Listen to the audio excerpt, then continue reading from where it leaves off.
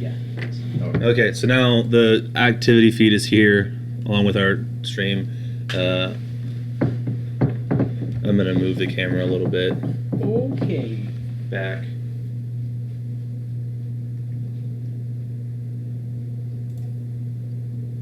That should be fine. And yeah, I don't know. It might be on my Kindle. Because I don't know what happened to Core. Because I moved Core off my character sheet because he was relevant enough. Because he became his own entity and person. Yeah, he's a cohort animal companion hybrid. Intelligent character. Yeah. So, since we got sucked somewhere weird at the end of last time, this would be the perfect point in anime to have a flashback episode. Just because. Yeah, this is the arbitrary flashback episode. It's the budget saving episode. The budget No, saving. it's we need the manga to figure out what's going on so we can make our episode. Usually they're one or the other. I won't say that they're all one. Also, Wait, are you saying sometimes the manga does fill in so the TV show can figure no, it out? the No. manga never does filler so the TV okay. show can get. That's not a thing. Like- I'm saying what he was saying is sometimes they do like these. There aren't really because they're not even really filler episodes. They're more like we're going to reuse the same clips we've already done, No. and this episode's going to be basically free. Yeah. I'm thinking of the house episode, the first part of the house episode, defending headquarters in Black Clover, Yes. where Oh. they all like it's like, hey, here's the thing, but here's half the episode where the three characters you're looking at have flashbacks that are not necessarily relevant Yep. to anything. Let's Yep. see if Core's on here. Or, but, yeah, like, one thing was, and of course, Dragon Ball Z is, I think, one of the animes that has, just over all cultures, done very well. So, Yeah. that one is notorious for, like, a driving episode, or, some of those episodes are good. You want to drive cars? Hell yeah. What's a car? Bitchin'. But, yeah, it is totally just like they needed to burn a little bit of time. They put in a whole story arc that isn't in the manga. I mean, I when really Goku feel was that. dead, and they're like, let's just have him go to hell and fight some of the bad guys that they've already fought. Guess what? The bad guys haven't gotten stronger, but the heroes have, because we need the manga to figure out what Majin Buu is. I really feel that some of the best filler episodes came from the Dragon Ball, all of them. The Dragon Ball? Any of the Dragon Ball arcs. Oh, okay. Oh, and Because some of it's the- such like a pastime to watch Dragon Ball Z. Like, you have to have your weekly episode Mhm. every week forever. Yeah. They I just have to, get like, panic mode. And then on the other side of the spectrum, like some of the worst ones were Naruto before Shippuden. Mm-hmm. Because they were waiting. They were just like they had gotten to like an ending point without doing too many fillers. Mhm. But then they're like, well, there's literally like no Shippuden ready, so you're gonna have to wait. And so Like, they did like 30 or something, like a whole huge chunk that was just filler episodes for like 30 weeks. And you're just like, but why? You think you would just come Why- up why not with just- an arc? There were multiple arcs of fillers. Just Anyways. Yeah, it was Let's bad. go ahead and get this going, because I'm gonna Did keep not- trying to look for all that work I put They in. did not understand the you pacing. keep that up. So, quick little recap as to what happened last time on Dragon Ball Z. On Spell Slingers. On a slightly good note, I erased it off this character sheet, all of his info, because it was just cluttering it up then. But I did find where I put it onto this, so if I need to remake it, I can. That helps. Nils spent 5 minutes screaming. End of episode. Not quite. No. You guys finished going through the obelisk. You guys got to what was perceived to be the top. Extra-dimensional space. Who knows, But really? it seemed like it was the top. There were more important cyclops up there. They ended up talking to Maldrick. And Maldrick's like, oh, thank goodness. You talked, blah, blah, blah. Met in other cyclops, other bigger cyclops. Omoka, who's actually a smaller cyclops. Cat being a dickhead. Well, now I really want to fight the Great Cyclops with these characters. I don't. That's one crit wrong. No, I thank won't you. roll as many as Brandon did, at least. He did it. I only rolled one. Right, why did I think Brandon? Because Brandon the crit died. was rolled. You guys met him, he gave you guys food, you guys chit-chatted. It was oddly hospitable, much more than what you guys were expecting, at least. Yada, yada. No grudges held for killing his dudes. No, not really. Didn't really seem to be. You were treated as addressed and treated as guests. And then he mentioned something about he wanted you guys for one little experiment, which I know Robert really likes that word. Okay. We'll go with that. Does Robert like the word experiment? No. I thought that was a cat for a second. Or from the fire department down the street. And at the end, that was the fire department down the street. So I'm really worried that this document that just is called name, which is the first word on my blank character sheets, that isn't opening because it doesn't exist anymore.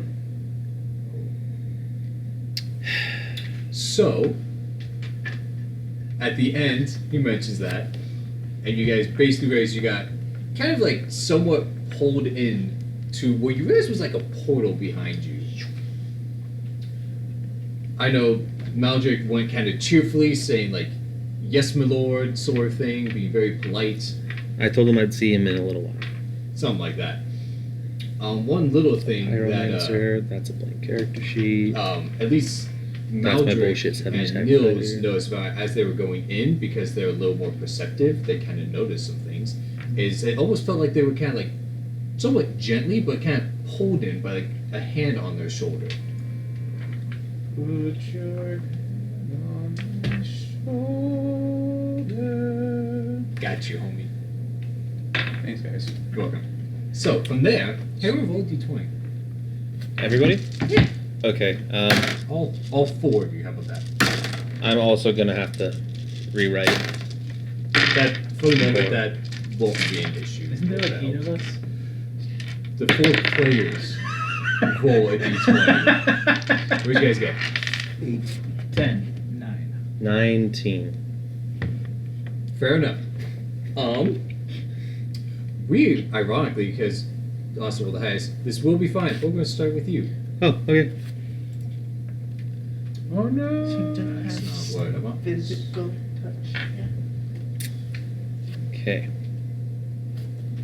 So, you each end up being pulled in some weird vortex thing you're sucked into. You're not really sure what it is that is happening, because you might initially think it's some sort of like extra dimensional travel as you seem like you're going to a new place, but this is more visual and a different kind of experience than you're ever really used to. Because you've done teleportation circles, you know that's the same as a teleport, dimension door, they all work the same. Even Yeah. to an extent, those of you who have actually studied magic or just know more about it, realize even other forms of dimensional travel, like plane shift or so, even work along the same lines. This is something different. Maldrick kind of sees like a swirl of colors, and it kind of gets dark for a second. And they ends up standing Okay. in what appears to be the Wongi Expanse. So it is a flashback episode. Okay. Last time on Dragon Ball, go fuck yourself. I have lots of fun data like that going up.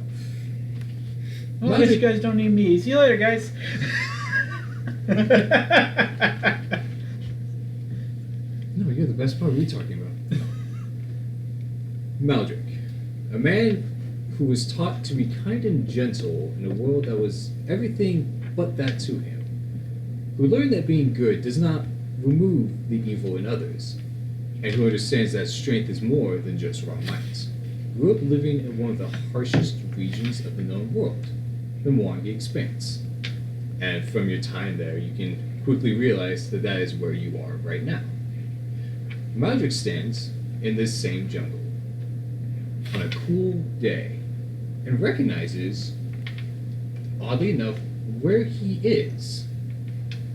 The day and the season were unclear at first until you feel a strong and hot breeze that make you remember something that happened in the past. The last day you saw your master before he fell to an enemy unknown to you, but was known to him. Okay, I'm gonna be honest, how do you actually say his first name? Give me the spelling again. It's been like a really long time. Fair enough. Sysandoral. Can you spell it out so I can remember? Sysandoral.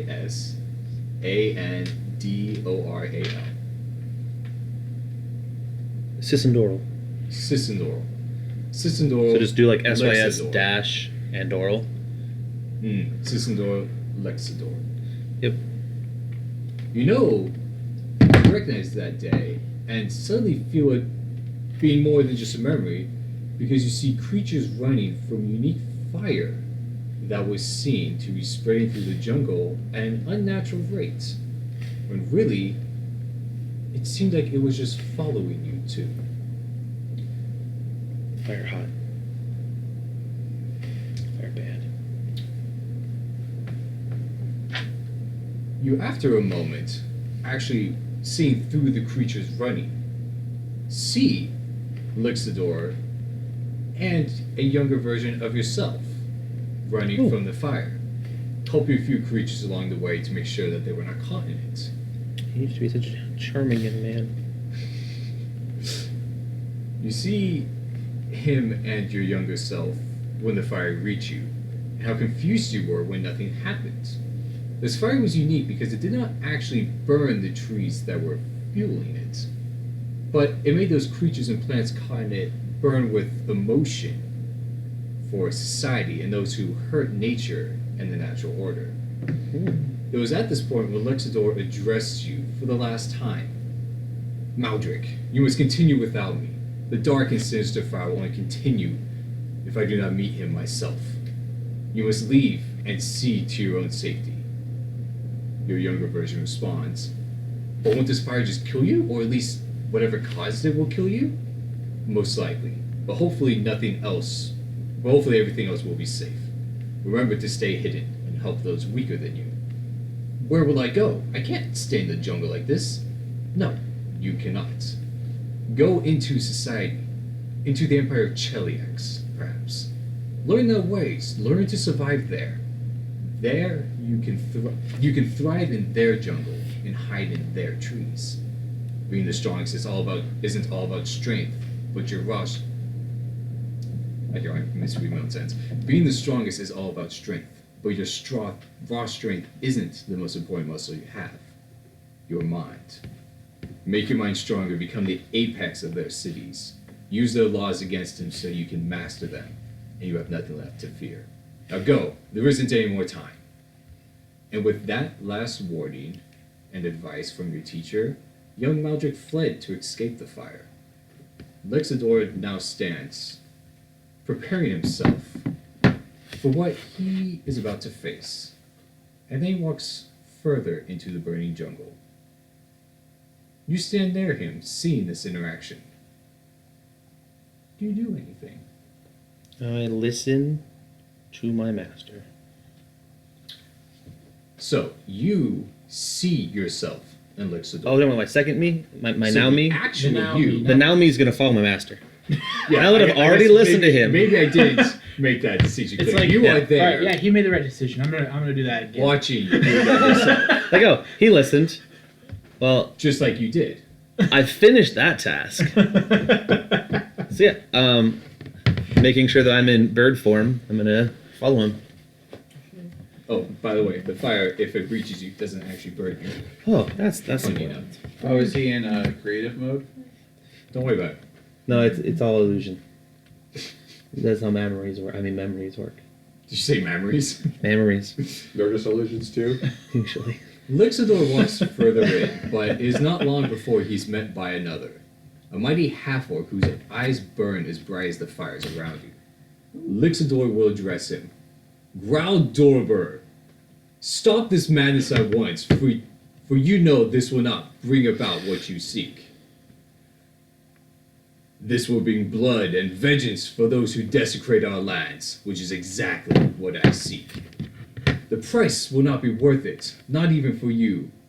And yet more will die if we sit back and play nice like you wish to do. You are too weak, and will only let them continue to walk over what is ours. And without remark, he delivers a mighty blow to Lexidor and knocks him to the ground. This will be your last chance.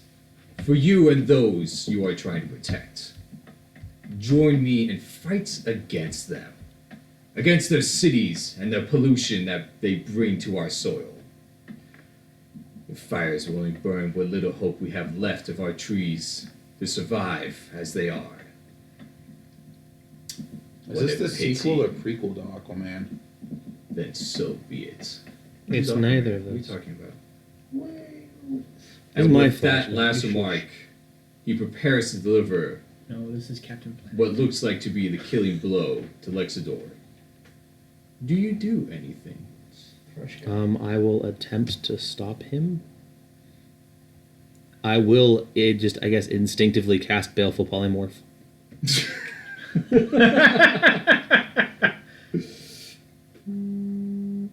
You cast a spell on him, which doesn't initially work, but it does cause an opening. And Luxador does move out of the way and prepare himself to fight, and starts to fight back. Do you help him? As best I can. Which is to say, not very well. You do help him. You do realize that the two are relatively equal. The half-orc just seemed to have just a slight edge on him, being better in this sort of confrontation. But with your help, you and Luxador do end up bringing him down, something your master was never able to do before. Mm-hmm. With everything after the fight happens, he does end up being fell and killed. And once that happened, the fires around him slowly start to fade until they end up being nothing.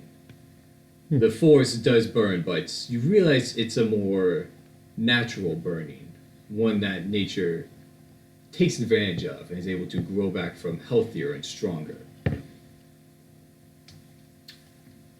From here, your master, who, while you can tell, may realize it's not you who he thought it was, does recognize you and does address you as such.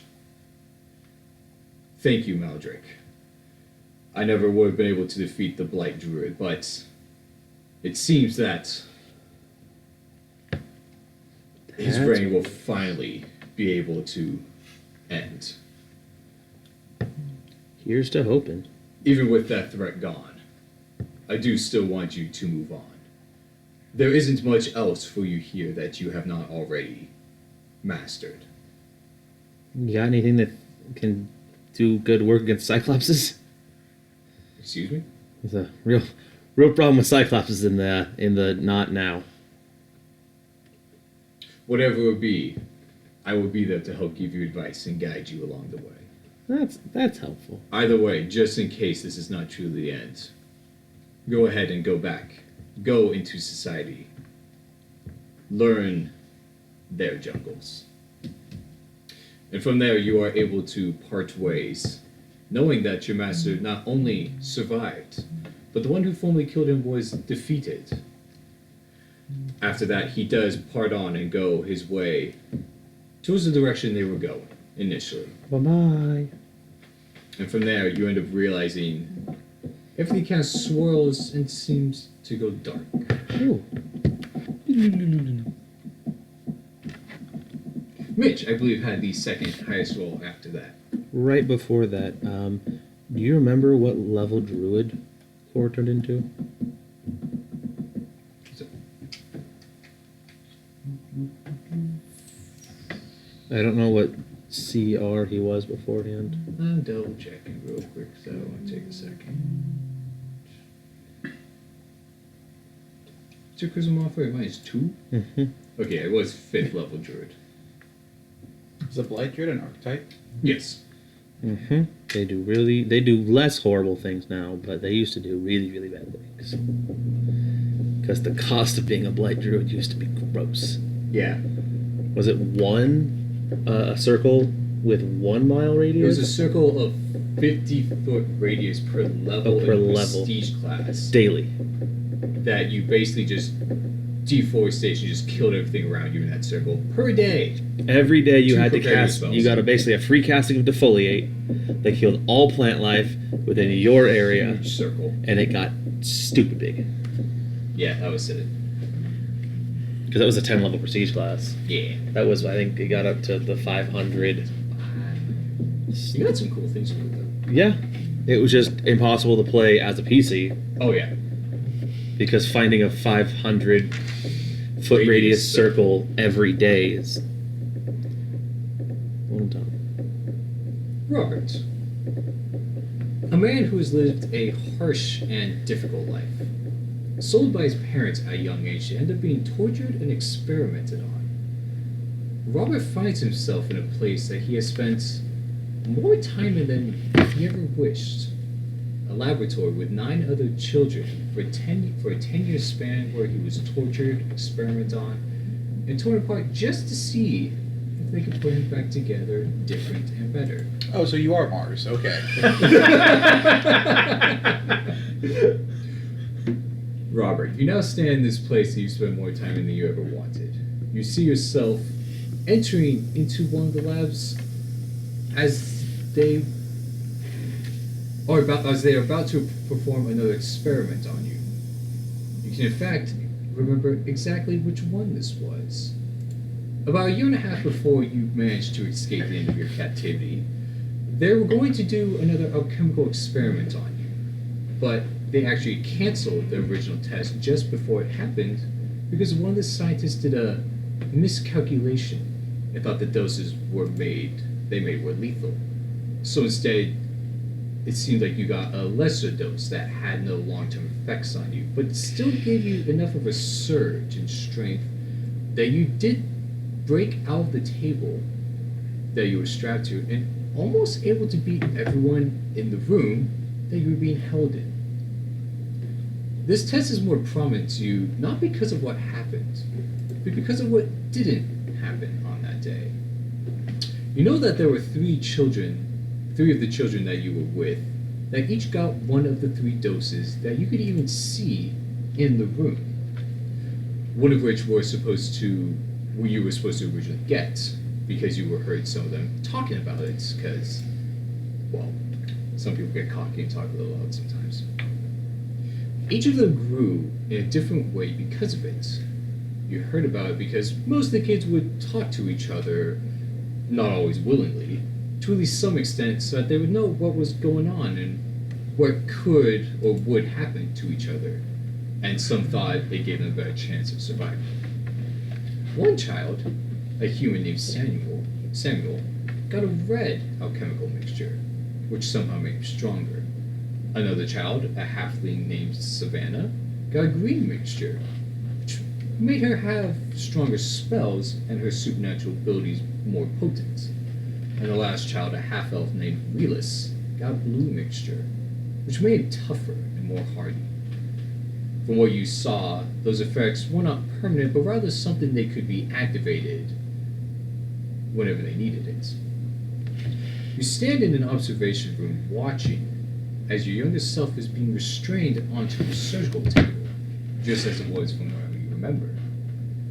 The room is the same as it was, with the tools and instruments and about the 3 to 5 men that would go in and out that used them on you.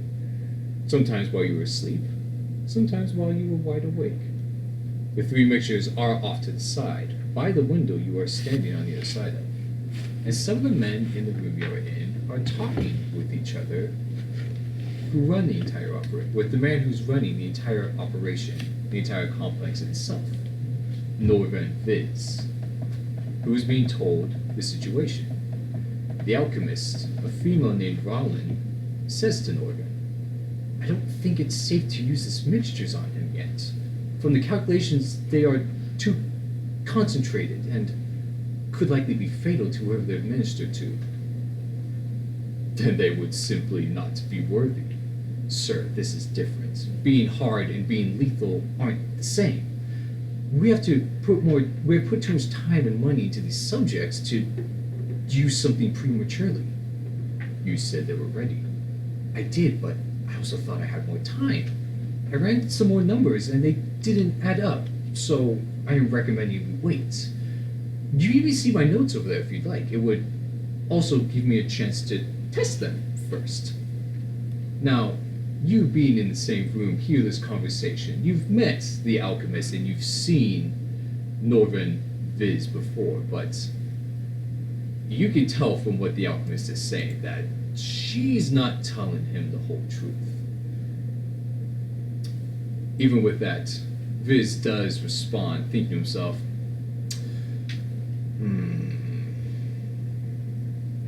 alright. Give him something weaker then. At least let the experiment still happen, even if it is not the same. We can administer the mixtures later. You see the alchemist sigh with relief, as if she dodged a bullet there. As you remember this from the past, you never got another mixture, at least none that was the same as what they were referring to at that point. One that would give you a temporary buff and nothing else. What do you do? Shoot up all the traps. So Very simple. Are they both still there?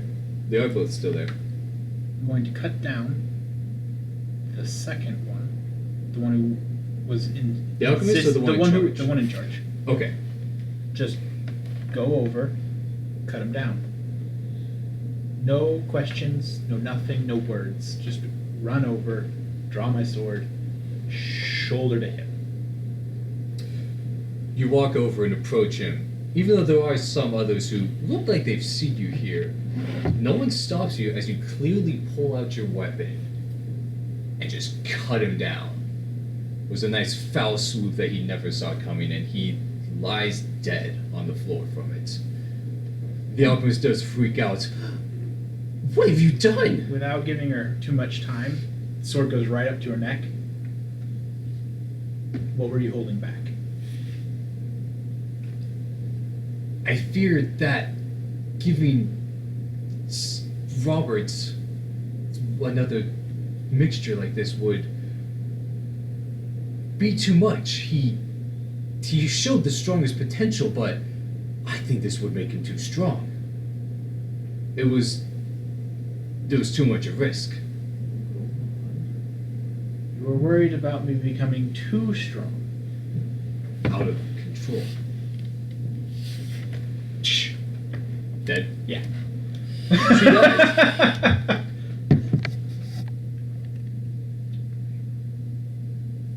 Oh, look at the Facebook message. I think we just did the NPC. I looked at it, and we didn't specify. Okay. Well, she's now dead. Oh, there he is. I'll continue to walk the compound. What? So at this point, you realized one little thing. You noticed in the observation, from the observation deck into the lab, they're basically just waiting. Like they were waiting for orders after you were strapped down. Do you just let them wait for a moment? No, I go in Okay. and just cut them down as well. Okay. There's no reason to hold back at this point. They don't really give you much resistance.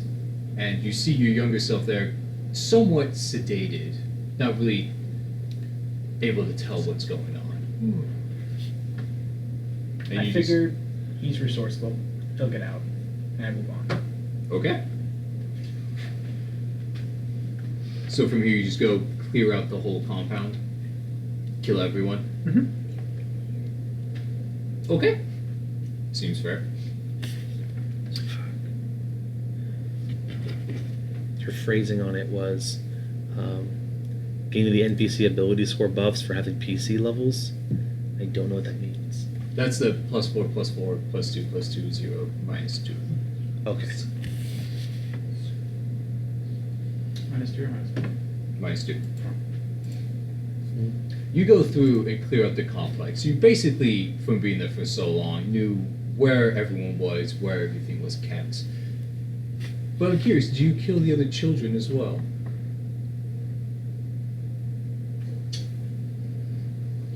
Don't make me start quoting Star Wars, Mitch. I will give them each a choice. What is the choice? To die or not to die. Most of them would choose not to die. Actually, I would say all of them would choose not to die. Is I that one wouldn't. ironic edgy kid just like, yeah, I'll die. Gen Z, all the way. 2 of them would choose to die. Okay. I'll ease their suffering. They're trapped out in the middle. The rest of them will suffer for a long time. They don't know that. They made their choice. And then finally, I'll go back to the room where I was originally. I will kill the young boy strapped to the table, because I know what his choice would be. Then I'll go to the research notes. Okay. On those notes, she does basically have them written in a different language, but you can read it. It goes over a lot of different things that they did to you guys, detailed about what kind of experiments they're doing, what they expect the results to be, what the results actually were, how different kids took them. And you do find a passage where she basically has written what she said about you, where she felt that you were the strongest and were growing faster than the others, which Viz did like, but she thought would grow out of hand. So when it came to those 3 different mixtures, she decided to try to make it so you wouldn't get any of them originally. It also does have different details about what each one she expects to be able to do. You want me to keep going, or? Oh yeah. She talks about how the red one would amplify one's strength, making it so that they'd be able to have a surge of strength to be able to increase their physical capacity, be able to break down objects and enemies around them. Don't mix up blue and green. The green one would be one that would enhance their spells and other, well, basically class abilities. For anyone who casts spells, to make them more potent and hard to resist. It would help make them more knowledgeable and wiser, and make it so that their abilities would be enhanced. And because of how that works, that could come out in different ways for each person. For the blue mixture, it was specifically meant to make them tougher, hardier, make it so it would be more difficult to slash them down or beat them, making it so that they could just last longer in any situation. Funny thing is, from you realizing that, and from, well, the last instance and a few other instances you had with some of the children, these definitely all sound pretty accurate to how they came out. Okay. I have no more reason to be here. So you leave? As you leave the compound that is now oddly quiet, but probably at least a little satisfying, things do phase out, and you do go, and it does go black.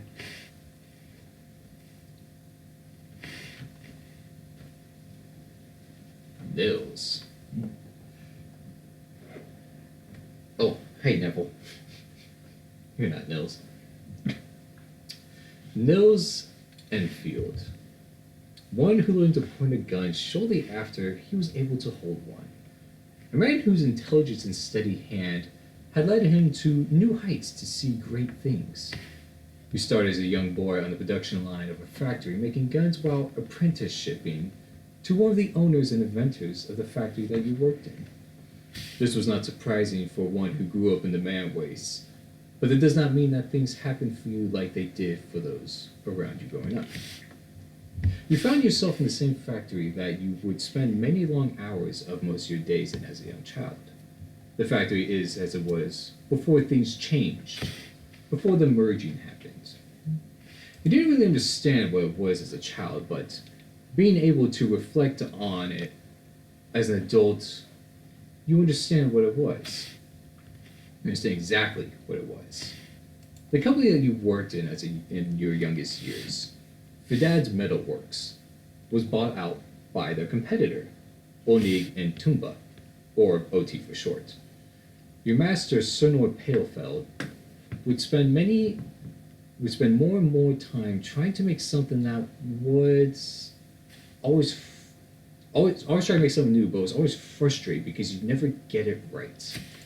At the time, there was a new player that was looking to buy a huge bulk of product from the provider who could give them something new that the others didn't have. And Senor wasn't able to come up with something before OT did. This deal was big enough that it would allow OT to outright buy Fidad's Metalworks and their factories. While this did, in the long run, lead to your exposure and training in the arcane arts to enhance you as a gunslinger, you did lose your apprenticeship and everything you still had to learn about guns from your master. At that age, you still had a lot to offer. You stand on the factory floor before the merging happens. It is a typical day of the assembly line, working and parts being produced and put together to create different firearms. After a moment, you were able to realize what day it is from a loud noise of parts falling over and onto the floor, only to see Palefall standing there with a sad, hopeless look in his eyes. Your younger self is inside of this, since his workshop is just off to the side with enough open space for him to work. This was when he began to lose hope of winning over the new deal that he was fighting to get. He stood there trying to make a new gun that would be able to make it guaranteed win, but wasn't able to figure out exactly how to get the parts and pieces just right to do anything new or innovative. Palefall was a very experienced gunslinger and gunsmith, and was well known for his deeds and skills, but his lack of adapting and learning to adapt to this ever-changing world was starting to leave him behind. You remember what OT had to win over the deal in the first place. It was a long-barreled rifle with an oversized barrel that allowed for new types of magical ammunition to be fired from it. Because of the versatility of these new bullets that they were started marketing, they were able to sign the contract that let them buy out their competitors. Palefall's lack of magic and stubbornness, as some put it, and lack of help, was what made it so he couldn't compete. This was when he got desperate, but still wasn't able to bear the fruits that he needed to produce. Because of your adventures in the knowledge and exposure to the rest of the world, you look back on this situation and realize that this foresight that you now have, it would have been simple to make something. You didn't need something powerful or destructive, you just needed something that would get their attention. Such as what OT did. You now stand there smarter and more experienced than you were before, knowing how this ends up happening, but now able to contribute to it if you wanted to. What do you do?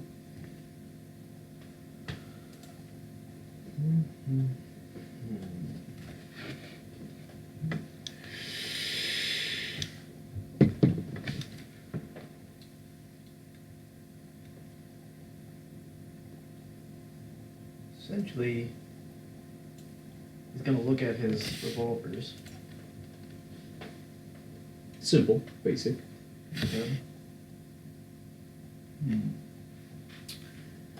Taking some license, he's going to figure out, essentially think of the fact that OT was kind of, even though they were adding magic, it was kind of brute force and power focused.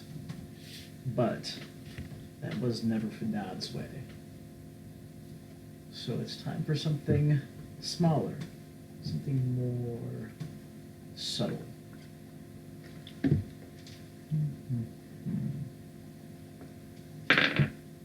What what is it that Nils is thinking? Perhaps. Is he looking to help? Is he looking to give advice? Is he looking to do it directly or indirectly? I would say. Did Fadad leave? He is still there. He ended up staying there for a few minutes as he basically started to realize the situation. The factory floor did get quiet for a moment, besides some machines that were still going, but after a few moments went back to doing the normal thing as he still stood there. You can recall this wasn't something that was happening overnight. It was probably at least a few days or so before things finalized. Don't remember exactly because you were a child who didn't get all the details, but it was at this point when you really realized as a kid that something bad was happening. All right. First off, Nils is going to steal some drafting paper. Okay, you know where to get any sort of supplies or so. Get that. And he is going to break into one of the other gun designers' offices and essentially start mapping something. The idea I have is instead of a long barrel rifle, he starts in his own mind developing more of a smaller, more subtle cartridge. I don't know if there's ways we can look at as far as like magics that would help like manipulate bullet travel. Mm-hmm. But I like the idea of him deciding to develop something that's more precise, and it's instead of something that's brute force, it maximizes the user's efforts. So someone who is lesser skilled can be a little more accurate. Somebody who's very well skilled can all of a sudden become much more subtle and creative. I kind of like the idea of like replicating a little bit of what is it, Wanted, where they have like the curving bullets and stuff. Oh, so you want a gun that can fire bullets manipulatable by the wielder if they know how. Yeah. Okay, I see what you mean. I never actually saw that movie, but I know what you're talking about, where he basically like twists and throws the gun and the bullet just goes whee, like totally curves. So however you could do that like magically is something that he would want to that was a thought off of my head. So you basically want to, because he was one who stuck to the technology and mechanics of it. Yeah. And you're talking about designing some that uses at least a little bit of magic? Yeah, essentially the ability to somehow put Mage Hand onto the gun itself. So you are looking to design something like this? Yeah. Mr. Just want to Especially, specifically figuring out how to have something essentially that you could apply relatively easily to essentially their full range of products. So all of a sudden, their gunsmithing excellence. So you sit here and you sit there for a few minutes kind of taking this magical approach to something that they never would have done in this factory. You're able to think and process how you'll be able to do it. You're creating a chamber with it that you realize is something that requires not just a physical work to be able to make it happen, but mental work as well. You know that there are magics that let you adjust or even move things magically, whether it be simple like Mage Hand or some more powerful like telekinesis. It might take a little bit longer to make it happen, but you can definitely draw it all out in the designs of it. And you do it relatively quickly. It only takes you a couple minutes. Someone who worked on the assembly, like building guns for so many years, you're like, no, this is simple. This is how you make it. This is the looks, this is the shape, the size. You just adjust it accordingly. You make it not so much that the barrel is a cylinder, but you make it a cone. One that gives it room to move, but not too far out of the way, so it can still be controlled.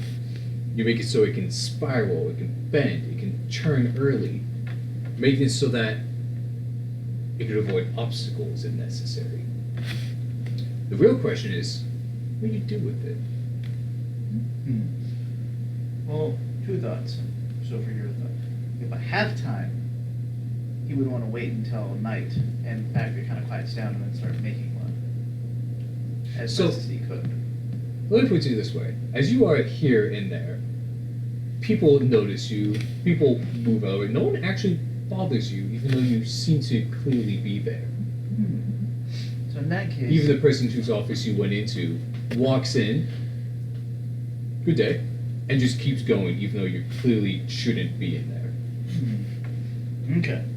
In that case, he's going to walk back on the assembly line, and he's going to go ahead and start just picking a couple of parts that he thinks will work for his modifications. Maybe have a discussion with some of the barrel makers and be like, look, I need something that's more like this. Can you turn one He out? simply gestures to the machine. Do you know how it works? You sit there like, actually, yes, I do. You're able to go to the molds and adjust them, maybe magically to make it go a little Yeah. quicker. And you create a slight cone-shaped barrel even that you are looking for. Perfect. You basically, through being able to use the machines and being able to just grab parts, get what you need. Perfect. So yeah, essentially I'll try and assemble as much of a prototype as I can, and then I'll go and I'll bring them to Fadad. Actually, no. Give them to Young Mills. What do you tell young Nils when you hand this to him? As he looks at you a little puzzled. Give these to Fadad. They might help. What is it? It's a gun, stupid. Well, what kind of gun? I've never seen one that's shaped like this. Does that work? Let's find out. You both instantly just look at the shooting range and start walking. So yeah, take it out. I'll make sure the range is clear, and then I'll start setting up like obstacles in front of targets. You set it up. It's like, You take a second to figure out what it is you just made and how exactly you use it. yeah. And you basically realize you're able to not fire as quickly as you would with something normally. It's not right away. But you basically can flick your wrist and mentally think where you want it to go, and it curves around objects. I like it. Perfect. What's this new gun? What's this model called? The Bendy Boy. I'll slap you. That's why Spencer's making a new gun, not you.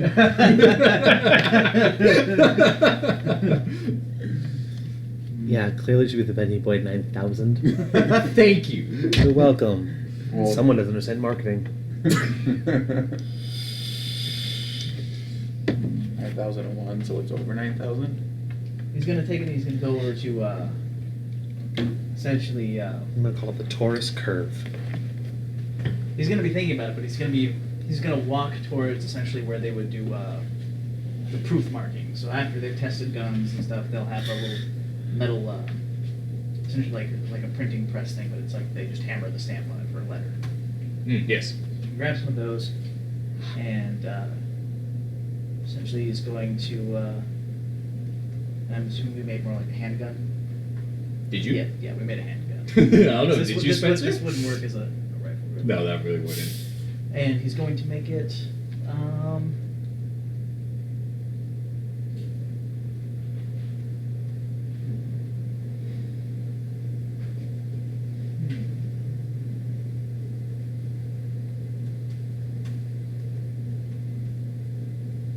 He's going to mark it NE1.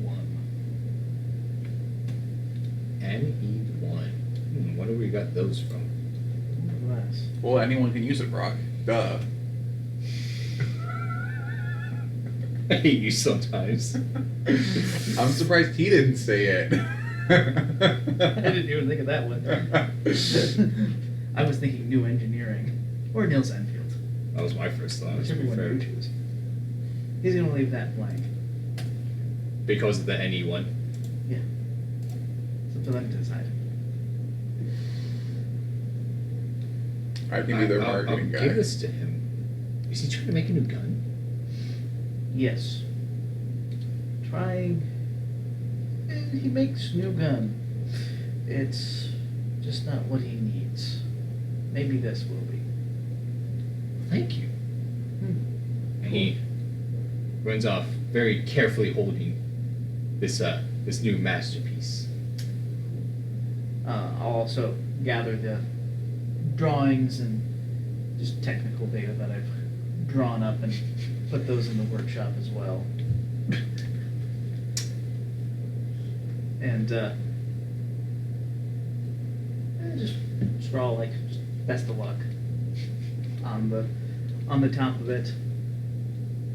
Well, with that, you do see the slight interaction of your younger self giving it to your master, and him definitely investigating it and being very perplexed and asking to use it with a very interesting and positive look on his face. And with that, your vision swirls and goes black as well. A way to go back and be productive and make me look bad. I'm just waiting for all the choices we do here to have effects on the world that we're in now. Austin's master is still alive. Spencer gets a sick gun.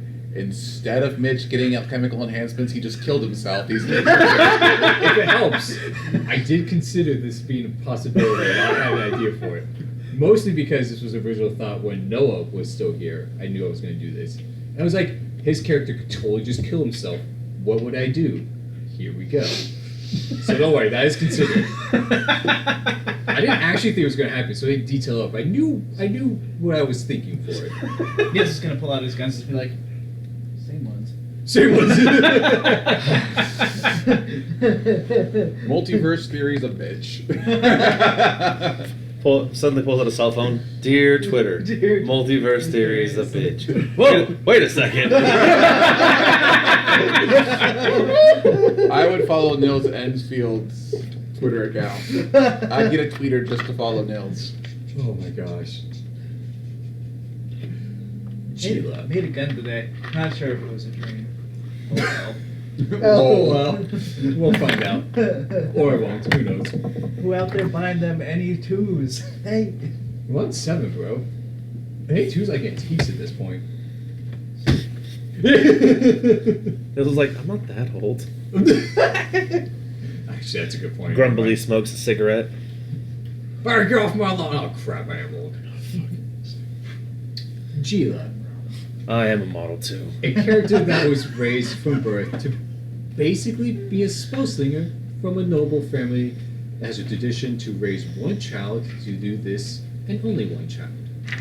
Julia herself was a rare case in her family because she had an older sibling who was supposed to be this child, but ended up falling short, failing to do so.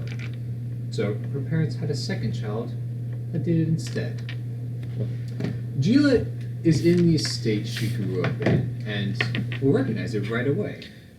She will see some of the servants that work in the manor when she was younger and will realize that they look as they did when she was a very little girl. She will be able to look around and explore if we even choose to, and it all looks just like how it did 30 years ago. She'll be able to tell that when she is able to interact with the people around that she is not even stopped or bothered by them in any sort of way. I will totally though make efforts to touch things and people just to only once or twice just to make sure. Like you slightly move a plant or something. Slightly move a plant or Stop someone like, hey. yeah, Tackle the hell So out of when you somebody. first move a plant, it might take a moment, but one of the maids looks over, and just puts it back. You're lawful, not chaotic. Don't do it. I was thinking of the scene from Helsing Abridged where he meets the French mercenary group, and then he goes, and then it's Walter comes in after Alucard and says I'm sorry, ma'am, I tried to stop him, but on his way down here, he tilted every single picture on his way here. That's right. His exact words were, and pardon my French, No offense. Some taken. Fuck the police. Oh, walking down these halls is gonna give me such a headache. Fuck the police. After a minute or two of you being here, Julie will come across her parents having a very interesting and serious conversation About coitus. about their two Post-coitus cuddles. children. Wait, what about cuddles? Post-coitus cuddles. Okay. They're having a well-thought-out negotiation over a contract about the details of post-coitus cuddles. That's the kind of parents she had. Like, I need at least like. Maybe, I'm 5 not sure.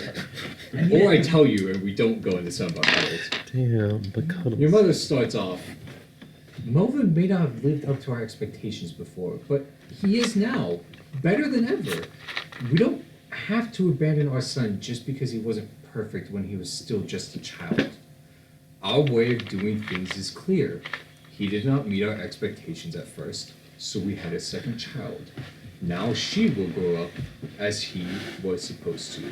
That is just how it always has been. So what if that's not how it's been before? Old ways never get better if nothing changes. While that may be true, I don't think this is the right time for something like that. What would my parents think? How would other nobles react to this? Would they even accept both of them?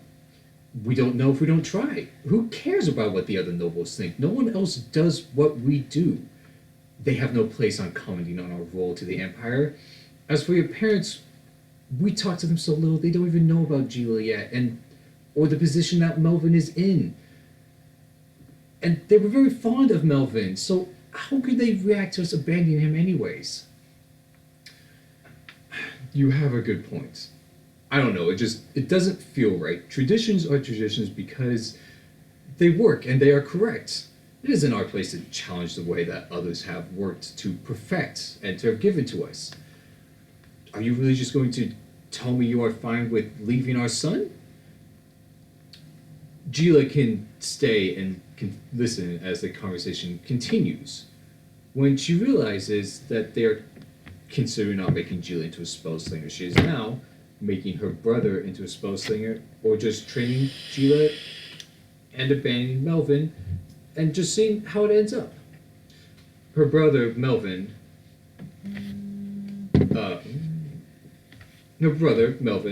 ends up being replaced by his little sister Gila, and in the end leaves years later and isn't heard from since while she's training and works her career as a spell slinger.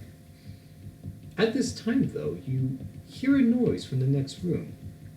The baby's cry. Baby Gila. Killer. Then a moment later, she sees her brother. Then, a moment later, she sees her brother back when he was probably about 9, given from the age of how much older he is, about 9, who goes over to comfort her while their parents are busy and unable to attend to baby Gila. They're nobles. They've never attended to her. Ouch. I mean, sadly, In the 21st century, where it's even easier, we still hire people to do it for us. Gila, hearing a story she was never told about. How even after she was born was almost cast aside to Melvin, even after he was already considered unworthy. Gila seeing this and knowing how this ends up going, but seeing things as they are in front of her, knowing of what a failure, even an embarrassment that her brother becomes to her family and their name, stands there in front of the 2 children. Do you do anything?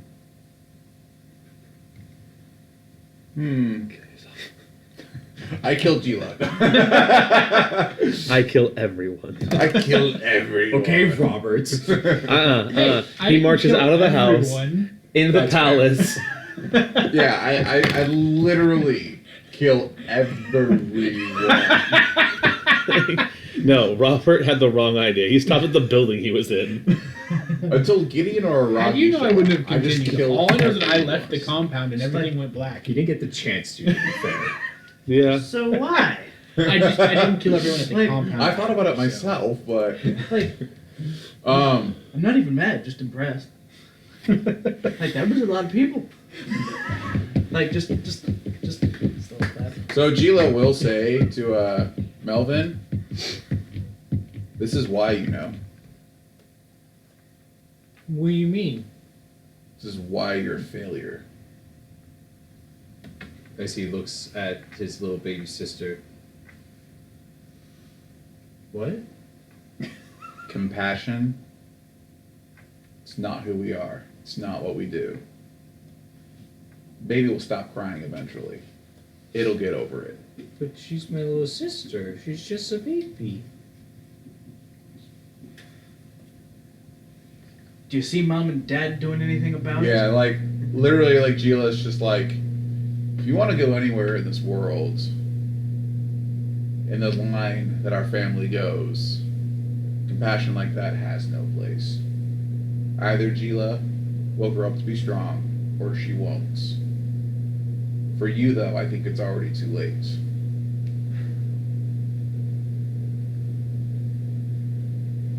What does that mean? Turn into an asshole or you'll die. Apparently.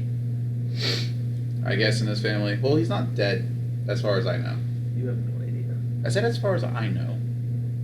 If he was, doesn't matter. So he asked me, what does that mean?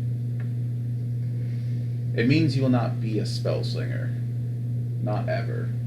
You do not have what it takes. I will be like, whew, thank Abigail. That shit would have sucked. Thanks, crazy lady. You I give me the help to suggest- fulfill my own dreams. You pick up something like art or sculpture. Maybe that Underwater would basket suit weaving. you better. Knitting. Underwater basket weaving. You do it. But wasn't that my purpose? Was to become a spell slinger? It was. It no longer is. And I suggest you don't ruin Gila's chances with this unneeded coddling. And then I'll walk away. As you walk away, you do notice that he does slowly set down baby Gila. And punches her in the Compassion. Sheila comes back and uses this horrible broken mess of a cheekbone from when her brother punched her as an infant. That's what I was gonna say. He sets down baby Gila, and you hear him just faintly kind of say, well, I guess this is goodbye then. And as he looks at you, fades out, and everything goes black. Nice.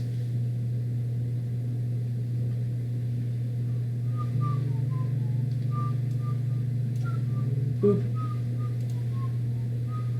Hey, roll a d20 again. I was really hoping for a training montage, but I'll go with being a dick instead. Oh.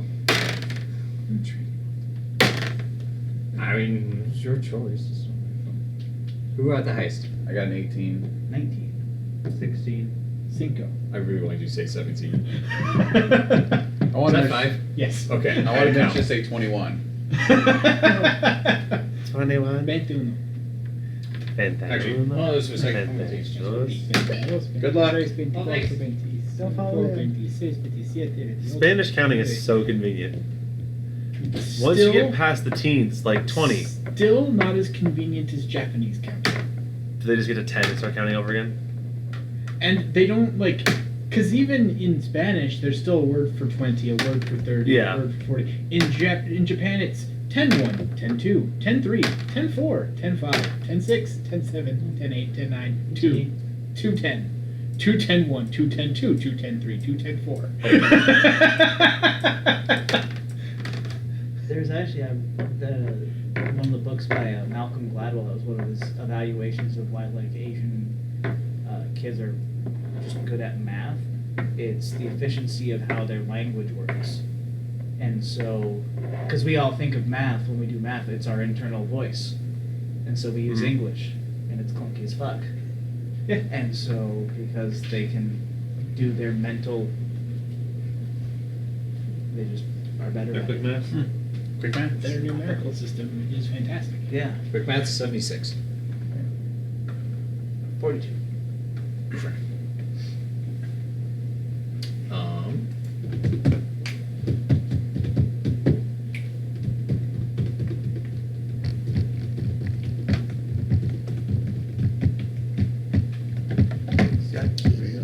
Watch out, he doesn't have compassion to hurt you. Me? He'll coddling the cat. No, Sheila doesn't have compassion. Brandon's a big fluff ball. You're dealing Like Neville? Like Neville. Punch his cat in the face. No. I'm going to be stronger. You're gonna be stronger. One day, Brandon's just waking up, like, what the fuck? There's this Neville with his paw clenched. Meow, meow. Just Maldrag over there like, strange methods, but I approve the result. Like, huh, that worked. If it actually becomes stronger. As long as you get better. It didn't kill you, therefore you must get stronger.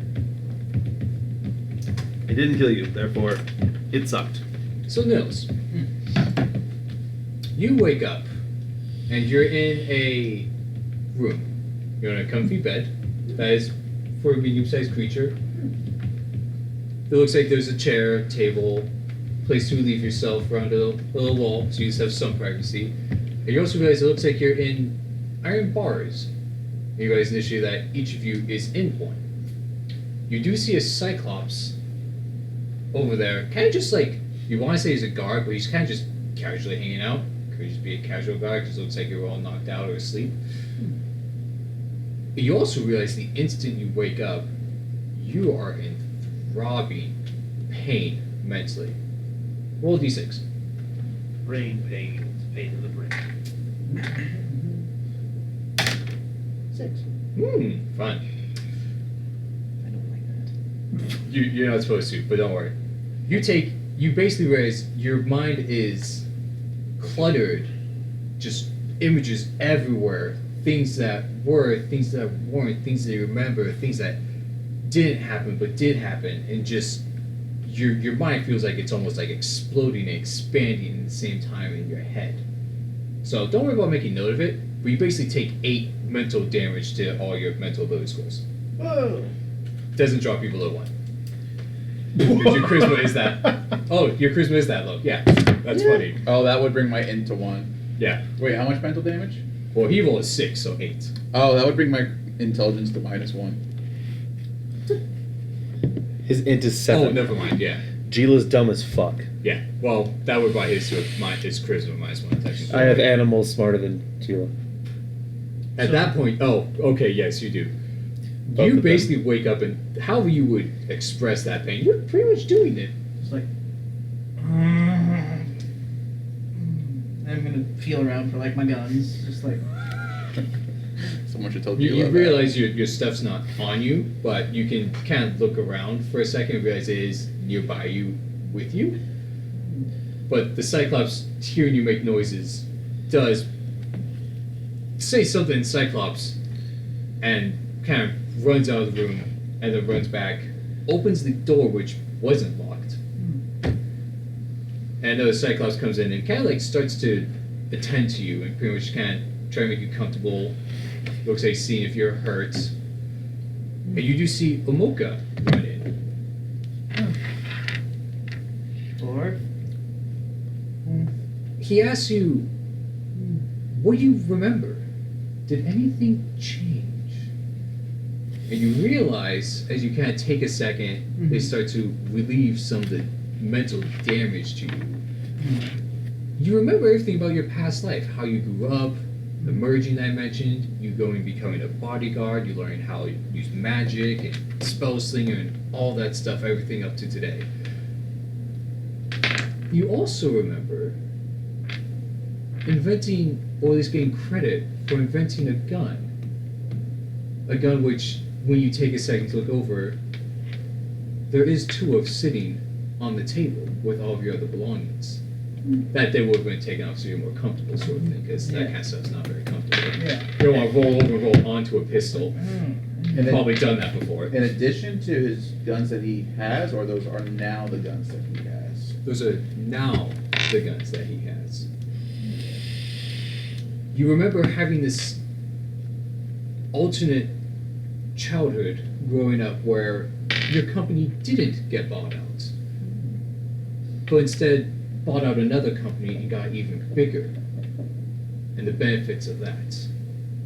You still ended up along the same path, just in a slightly different way of getting there.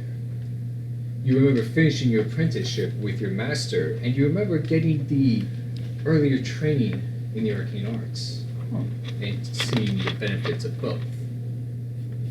Yeah, it's a level. He missed you. So, And that's a double spot. Amoka Oh, they were asked- cuddling Monday night. So Amoka asks you, what do you remember? Did anything change? Well, I made those guns and saved a company.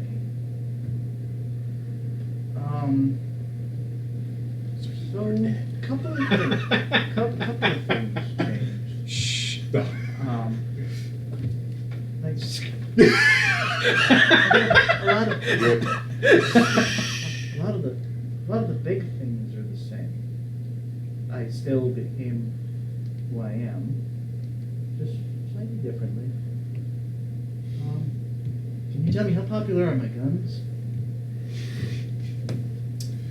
We can find out, but Okay. that is good to know. He hasn't left the obelisk in X amount of time. That's true. Since before you were born. True. He's like, oh, that's right. Sorry. For this point, he says here, go with him. He will help tend to you and make sure that you are better and to help you explore what is or isn't changed. Thank And you. for now, you are led out to a place where if they continue some magical things, you feel more of the mental relief go away, and things become much more clear. Or confusing, I guess, depending on how you want to look at it. So he rolled high, you rolled next? Or Yeah, else? I rolled an 18. You end up waking up about a minute or so later. And you basically, hey, roll a d6.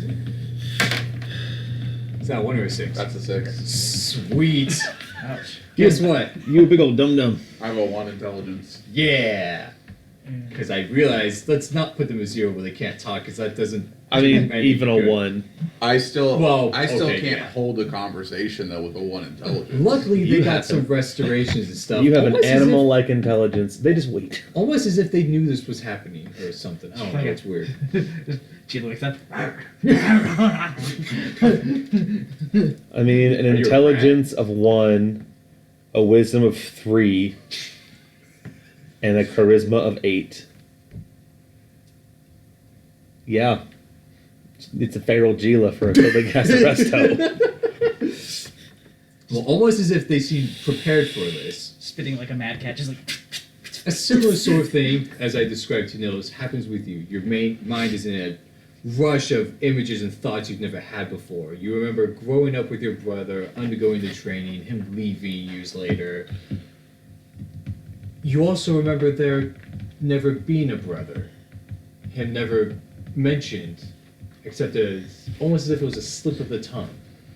As if it was something they were trying to hide. Basically, you have a vision of you growing up, memories of you growing up, I should say, being an only child.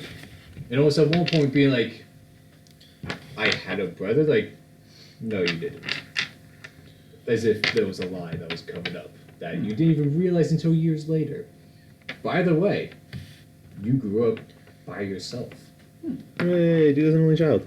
Amoka does come over to you with another cyclops or two and basically poses the same question.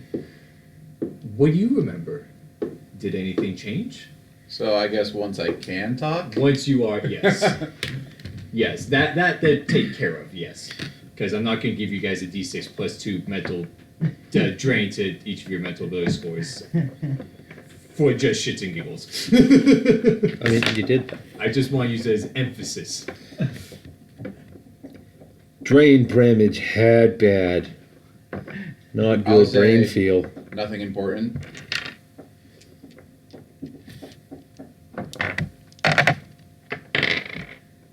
Was it all the same? It might as well have been. Good enough.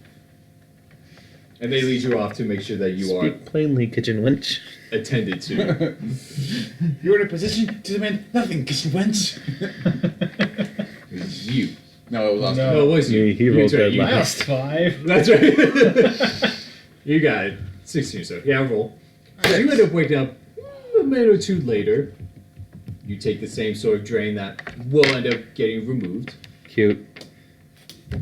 Yeah, basically. I mean, I'm at a 8, 18, 3.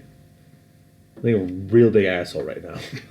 For a moment, you are a real big asshole. That is a good way of looking at it. Magic will roll a save against any spell they cast on it. So if they do try a last resto, I'm going to try and save against it. They should have the harmless descriptor, which should auto fail if I say Some no. spells do say no save, but okay. Well, I guess give me a will save then. That's awkward. Minus. You can't make me feel better without my permission. So a 23 will save. You resisted. So the first one at least doesn't go through, but he Back will off. ask you that you know he's casting resto. Yep. But you know, okay. I snap back at him like I'm ready to bite his head off. My tiny little frog mouth. Back off. I need no more of your spells. What do you remember, Maldrick? Did anything change? Yeah, deep breath. So you did have relatively two very similar perspectives growing up for those years.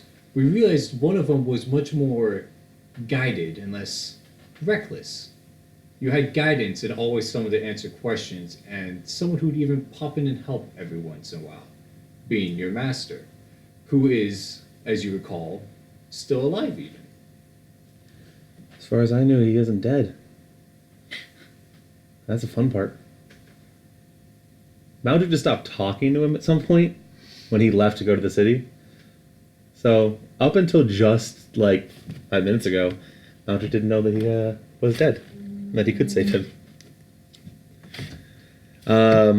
I need time. And Maldrick's just going to sit down and kind of meditate. Trying to piece together himself what happened. Then I will not bother you. And they do let you be. Is Mitch a Zambi now? Oh, Mitch is gonna be fun. No, Mitch does wake up. He wakes up dead. His is actually a little while later, and Maldrick, so pretty much nose is led to a place. About a minute or two later, Gila's led in, kind of attended to in the same way you were. She's a mental kind of slump, but you do see her get better. Maldrick does have to stay in for 10 or so minutes, collecting himself, organizing himself mentally, probably. Hear Robert wake up. Roll d6. Nelson's there. Gold compress. 3.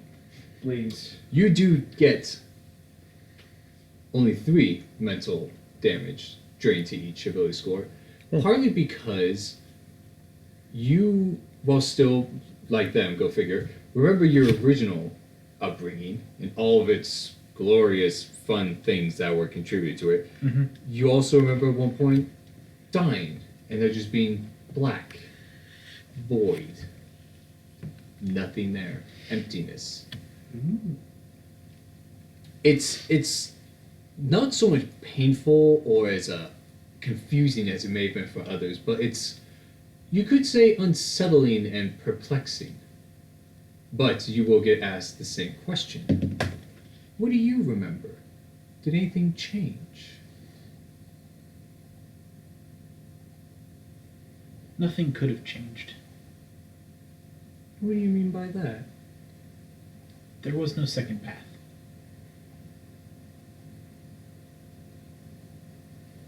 Understood. And then he will basically offer to make sure you are okay and fix the mental damage. I mean, if you care, you see Maldrick's in there probably still meditating after 10 or so minutes. Mm-hmm. You are not bothered, by the way.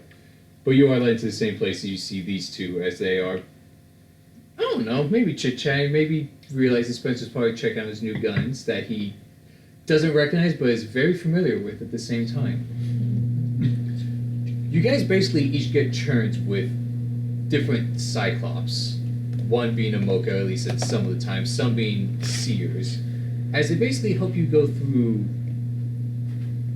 what changed from it. This is not only in just memory, but in actual physical applications.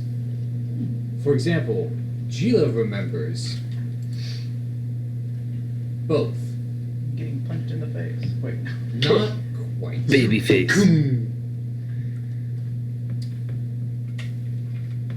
Gila does, as you all do, end up gaining benefits from this. From basically having two different pasts, whether they were similar, different, or non-existent. I'm so glad you killed yourself. I was like, if anyone would, it's Robert. Gila may have, but it's like, that's not gonna happen. Oh, it's okay, Brock. I've already considered what the Gestalt combination will be, so I'll just no. No, we're not going Gestalt. Oh, dang it. Thought did not cross my mind, by the way. Did not cross your mind? Did not cross my mind to turn this into Gestalt. No. I was trying to be a dickhead. While that may have That been guy's a interesting. dickhead. Anyways, Gila ended up having, and I will end up sending these to you, Okay. gain the perks of solo upbringing. Even though Gila knows, to at least some extent, that she had an older brother, it was never mentioned during her childhood. This allowed her to have a more focused upbringing with no distractions, like it was supposed to be.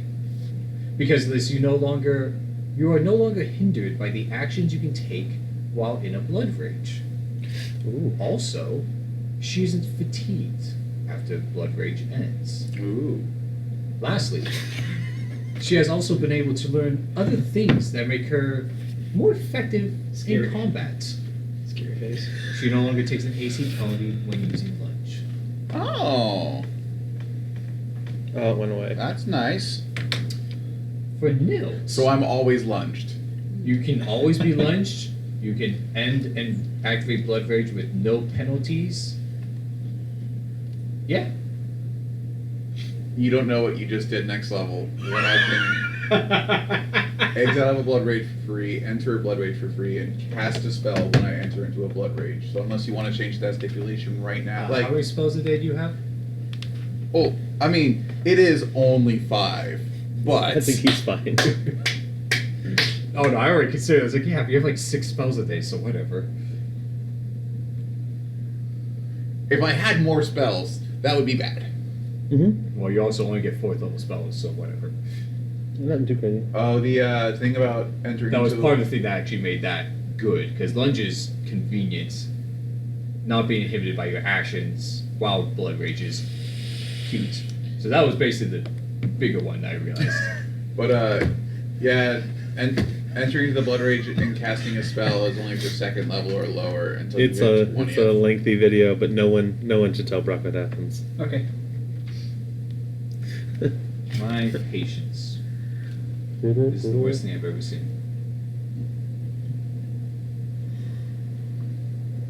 Well, I didn't even read the caption of the person who posted the video. It's so much better if you don't.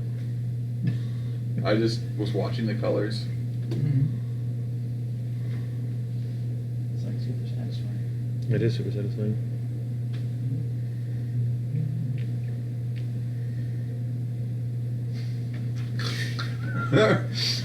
Okay. I didn't like it. I didn't like it. Just right there, he just goes, Meow. Yep, just super satisfying, perfectly in the lines, coloring all the way down the very last line you have to color in, just off page. No coloring in the line for you. So, Nils helped Palefall, his master, and gets the benefits of finish where you started. Being able to work under Palefall for more years bears you more fruits than you imagined.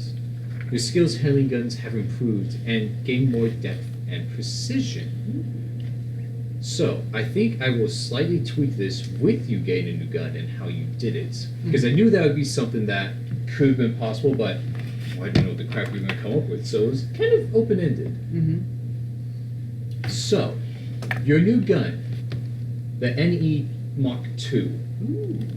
It is a cone-barreled handgun that we'll go into specifics of it later, since I have not, go figure, just made up a weapon on the spot. But it will be a cone-barreled gun that normally will allow people to, as a standard action, fire from it and be able to take a shot that ignores cover. Ooh. You do have 2 of these. Mm-hmm. The benefits you gain from this are you gain 2 weapon fighting as a bonus feat. Also, you get weapon training for guns at the fighter progression, which is a class feature the fighter has. I can tell you what that is in a second. Okay. Lastly, you have, as the coined inventor of these guns, and, well, indirectly the inventor of these guns, become more proficient than anyone else has been with them. You have learned how to use them better, saying as you create them yourself. You are able to fire, you're able to take iterative attacks and ignore cover with these guns. So he's basically able to do the full round action of.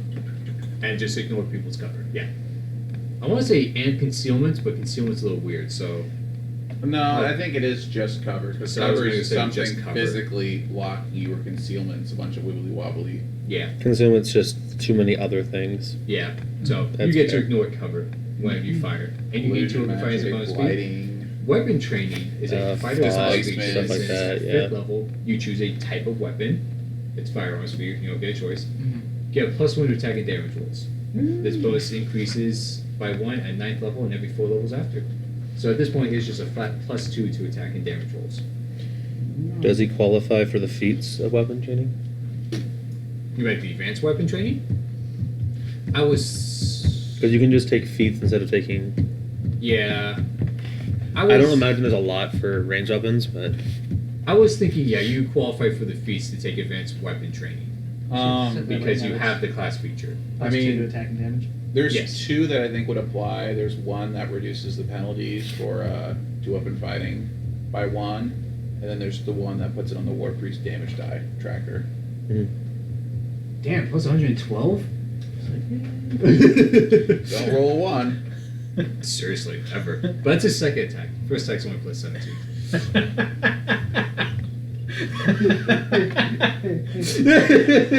what if he only gets one shot around? I I want it to be the 17. So let me rewrite this lastly. Hey, somebody said howdy. Howdy! Well, I said howdy. He said Oh. howdy. Someone put in a smiley face. Yeah, Robo Face. Eat babu boop. Ted Pond. Hello, friend. Thank you for joining us this lovely night of Dungeons and Dragons.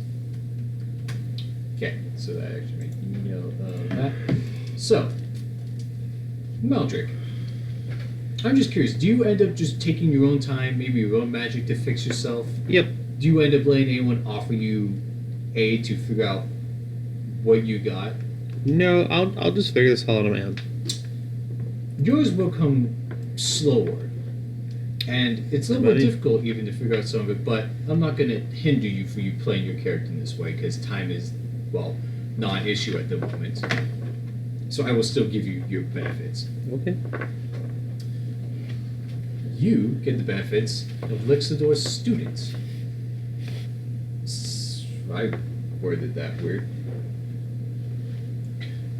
If Maldrick decides to save his former master from being slip-killed by the Blight Druid, he will benefit from his master staying in contact with him and being able to mentor and help him.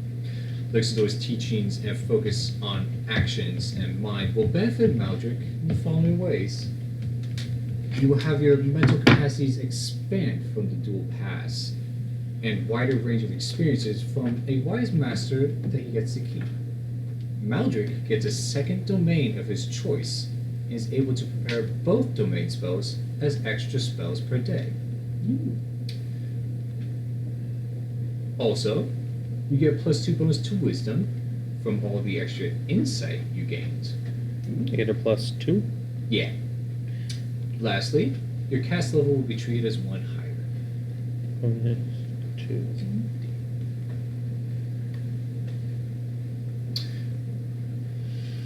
Now the interesting one. He's a ghost. No. He already has one. That is true. You have two now. No, there are two of them. He has an effect. Now your ghost is you. He has an effect like displacement Who are constantly you? because he is I both am. dead and not dead. No, sir, who are you?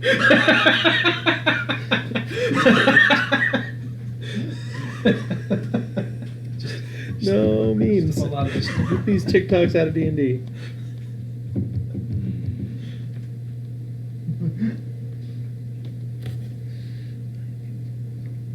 See, now I regret that I didn't come up with a gun that shoots boxing gloves. I want to make a gun, and it just has a stick come out of it with a flag on it. Just unrolls and say bang. I'm really glad that didn't happen. And then the hammer magically transforms into a boxing gun and punched in the nose. It's just like, well, I'm gonna need you to change your class to like Bard or some shit like that. Something stupid.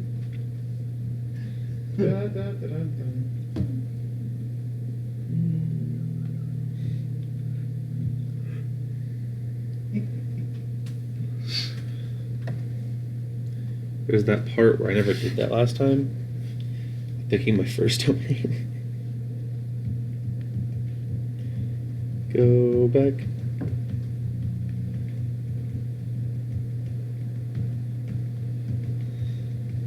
Hold on, I'm defining Mitch's things to actually put them on words before I say them out loud. So give me a second, because I totally had this as a possibility. Originally for Noah's character, like, no, these are totally things that make sense if his character ended up just like killing himself or something like that. So I had thoughts of this. But I was like, I don't think anyone would actually do that except for maybe Robert. But we'll see. Because I totally am not surprised you killed yourself. Or if you gave yourself one of the three mixtures, or, something like that. I wholeheartedly expected him to just hit the intercom. Proceed with the procedure. Proceed with the procedure. As they continue to enhance him. Dun, dun, dun. Enhance. Zoom. Enhance.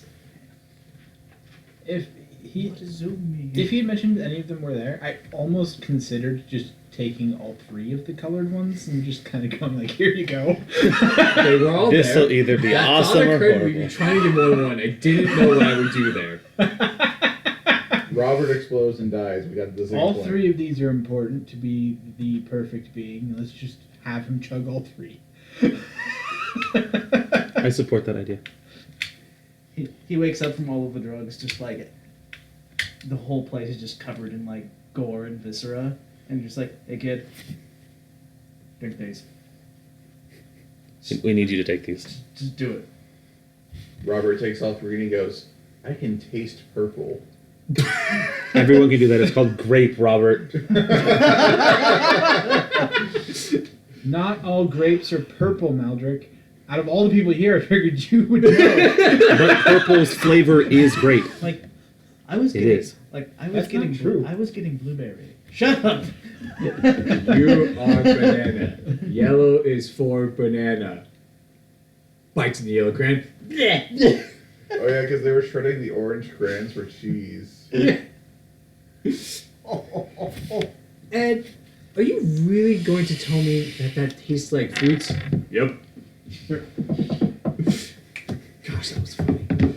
I know two of the things. I was trying to figure out the third thing. This is gonna be silly. And- Getting domains. Yeah. Fire and water. It's kind of cool. Look at Blight Druid archetype. They gain. I don't know if it was they gained access to or if they had to take, but they got access to like death, destruction, and strength domain. Those are dope. Yeah. So that's kind of cool. He has now created the Steam domain.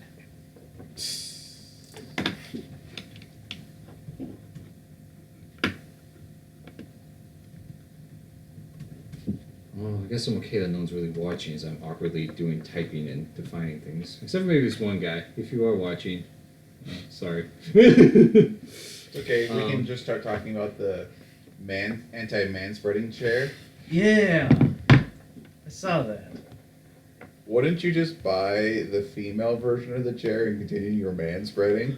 Well, I think the guy. Did you guys see the chairs? Yeah. No.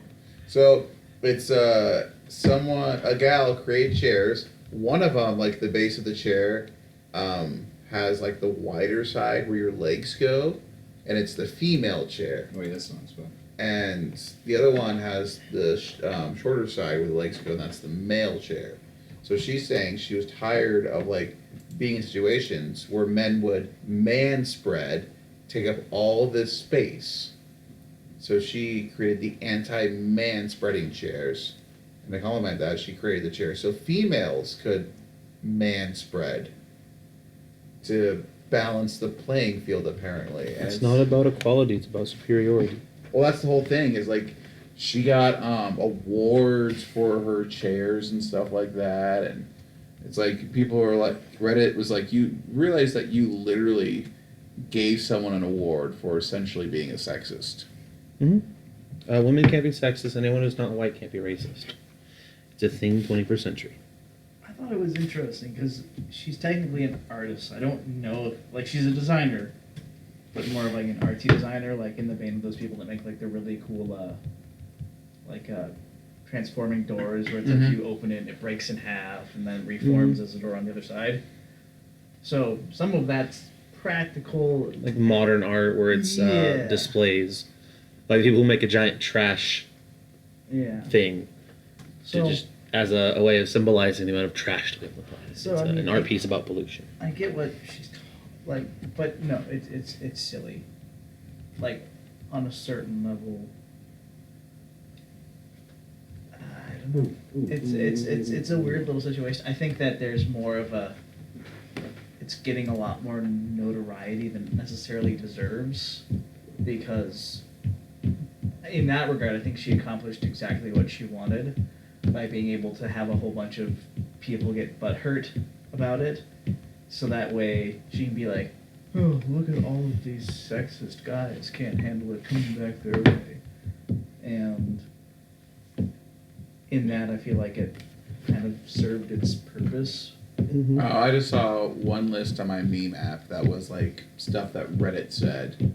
And I just love it. Reddit's like, we're just all gonna buy the chairs for females, like, Yeah. or it's like, what's the meme with the dude where he's like from behind a tree rubbing his hands and like licking his lips, and it's like men being perverts as women with dresses sit on their chairs, and it's just like that's actually vastly awkward. Yeah. Wonderful, perfect. That chair is a work of Sorry art. for making this complicated for everybody.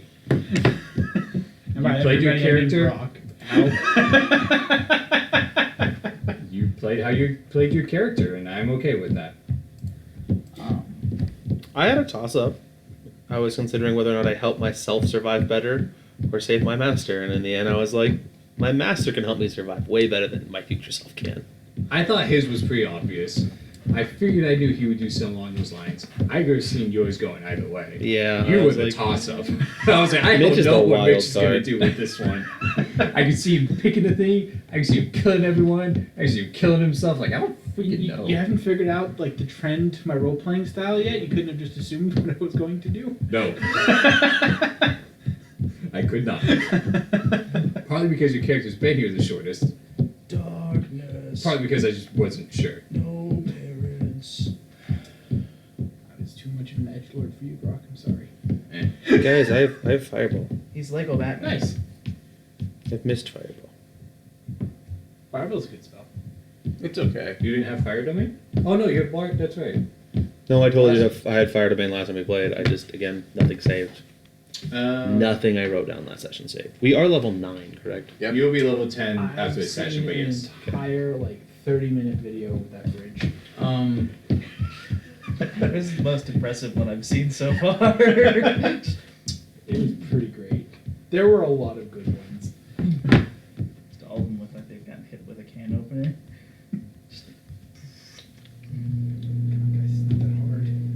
drive those things for a living. You should be able to know by now where they can and cannot fit. Oh, semis?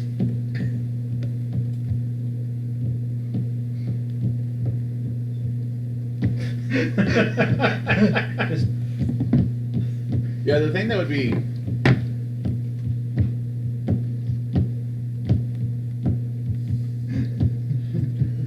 that would be annoying is I'm not sure though, like if before a freeway exit, if there's multiple bridges between that freeway exit and the next one, if it tells you what's the minimum, like what's the maximum height you can be to get through all the bridges or not.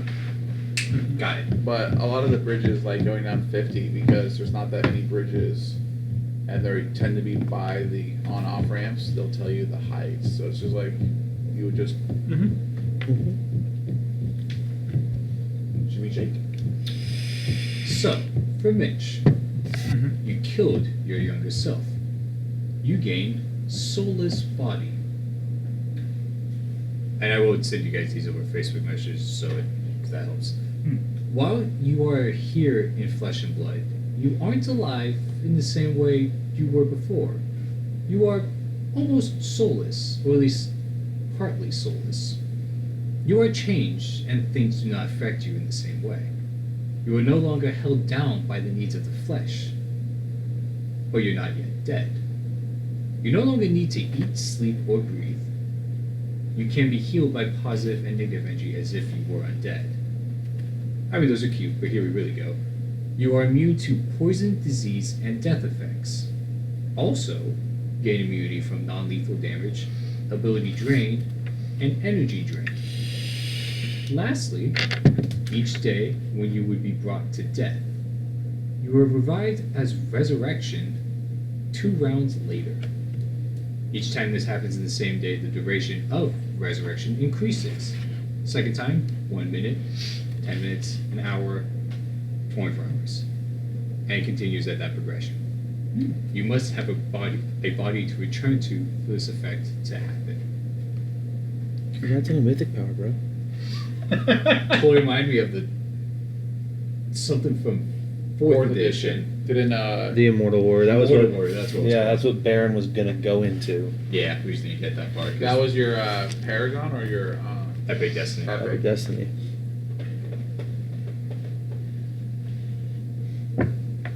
So I was curious about the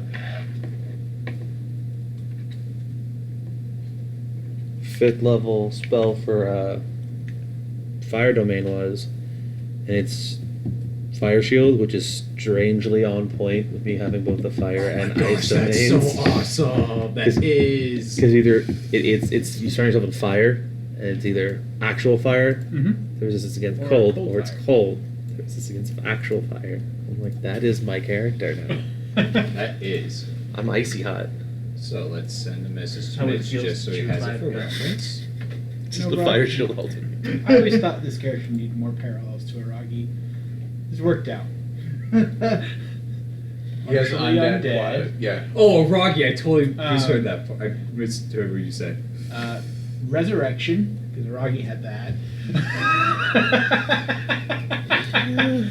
You're right, you did end up getting that for yourself. Oh my goodness. Mitch just likes characters who have contingencies, apparently. Mad Like I said, this one's gonna be more reckless, let's be real. Oh, heck yeah. He's like, wait, I haven't died in the last 24 hours? I don't give a crap. It's very much more. I As long as you made- don't get, like, disintegrated. Basically, I made the same character with 2 vastly different approaches to power. Weird. One is a clump collected. Don't let anyone notice you're grabbing the too big a piece of power. And then one is sprint. Sprint. One is powered through control, and the other one's powered through power. Wait. I mean, yeah. More direct. Which means the first one is gonna like the second one. The second one isn't gonna like the first one. At all. That's fair. The moment Nils sees a second resurrection, he's totally gonna like start like one of those like workplace counters days without a resurrection. Just Well, the best part is, unless he tells you you don't know about it, or he just tells you, like, shit, and he just, Well, yeah. Once we start to realize that it's like he's saying, he's And gonna it carry just on a jumps counter of back days up. without resurrection. yeah, like once he sees it happen multiple times. It would reset and- if you haven't and- died and- in 24 and- hours. Yes, he's just like Oh, there's a copy. I don't want to react Oh no, he's to dead. this block of text. I want to copy this block of text. Okay, hold on. Our enemies are just sitting over there like, yeah, we killed them. Mills is just like, Well, it's the character. It's the character Atten Rand from Knights of the Republic 2. He if you're still in combat and he drops to 0 hit points after a certain amount of time, he'll just revive and get back in the fight at partial health. So it's always super cheaty. Like, you would go somewhere where you basically couldn't be hit. Combat would still be active. So he would get up, take a couple shots, get downed. Get up, take a couple shots, get down. Get up. And you're like, oh, I have to wait. Eventually, this will stop working. It's not as cheaty though as what you could do on the Xbox versus the PC. And the Xbox, it was more like a the fighting style wasn't exactly turn-based, but you could queue up your actions. Oh yeah. So you would queue up a spell, and then as the animation is happening for the spell, you would cancel the spell and queue up an attack.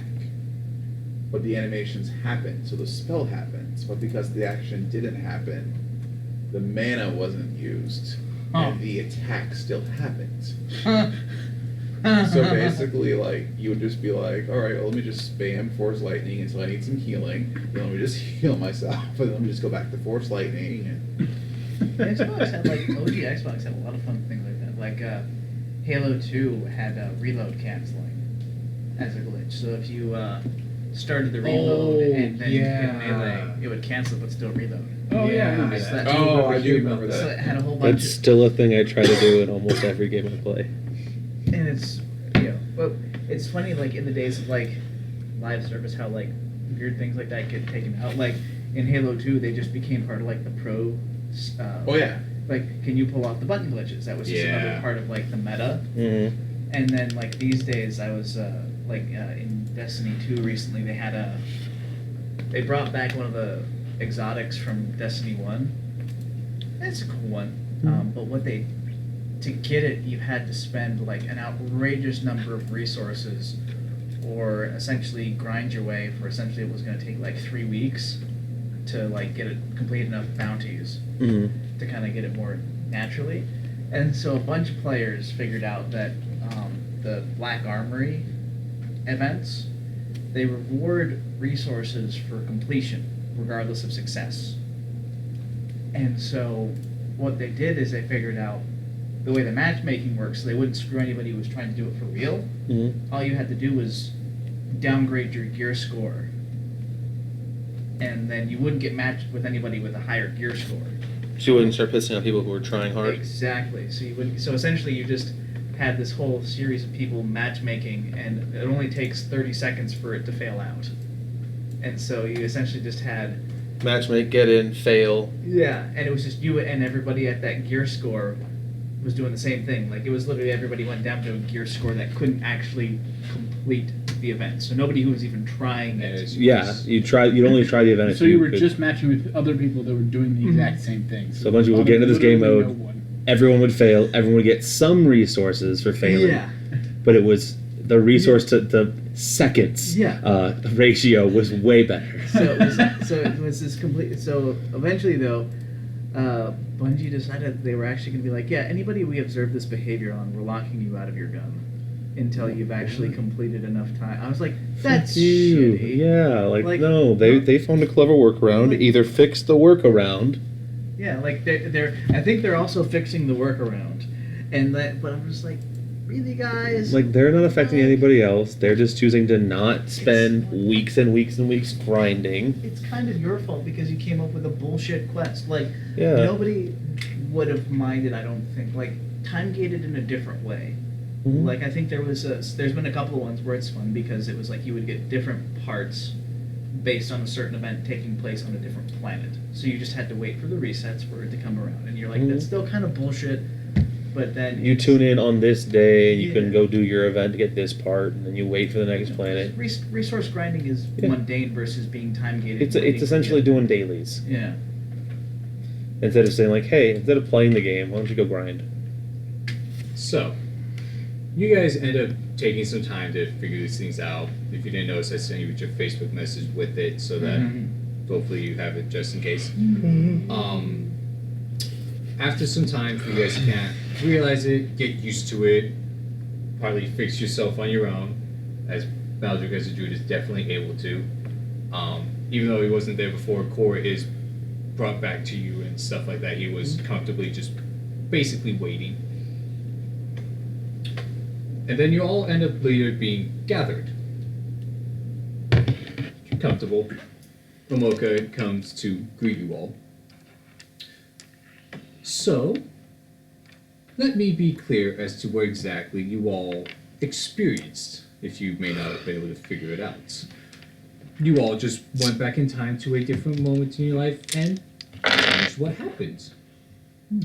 I have actually made this happen multiple times in controlled environments, but needed to verify that if the person who is most strongly affected by it makes the change happen themselves, they remember and experience both versions of their life. Something that ends badly for a person, but can be used to make them stronger, as it seems to have been done. Oh, sometimes this ends badly for a person, but can be used to make them stronger, as it seems to have done for all of you in your own way. It can be a lot to take in at once, so does that make sense? No. Yes. And no. But yes.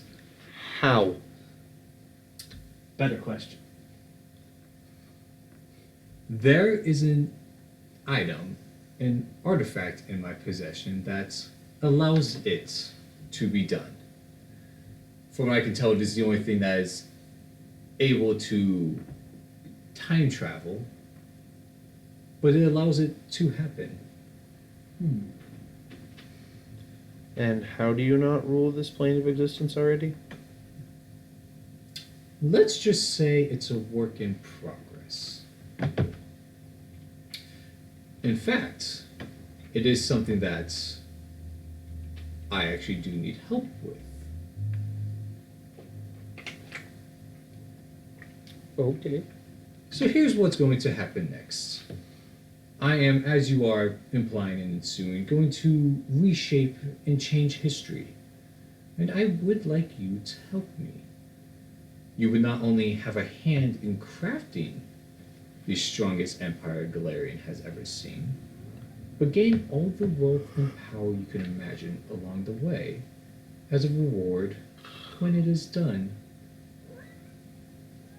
What do you say? Luna has a lot to say. Speaking of language, I don't have comprehend languages up. Sorry, Key. What say you? Isn't it another spell to understand, like, animals? That's probably true. I don't have that either.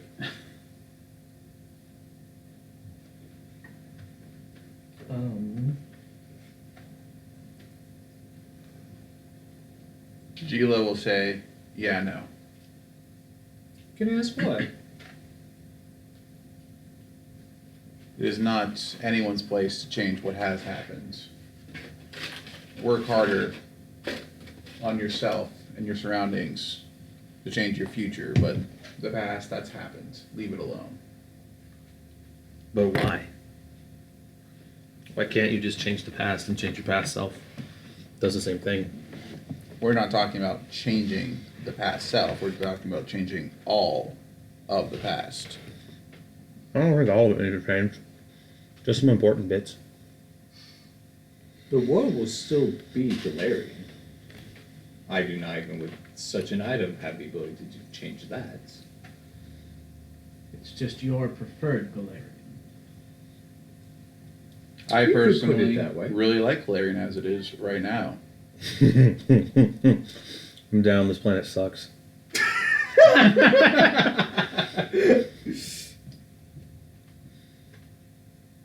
It sounds entertaining. True. He does sound What quite fun. is here that you like, or would like to stay the same? If anything, we're doing our same job. We're just not doing it for Cheliacs. Mm-hmm. And that is a problem. At this point, Gila goes into a rage and will attack Solganamoka.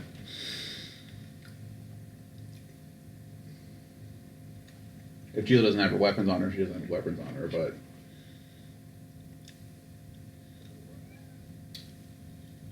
Huh. Didn't know she was a loyalist.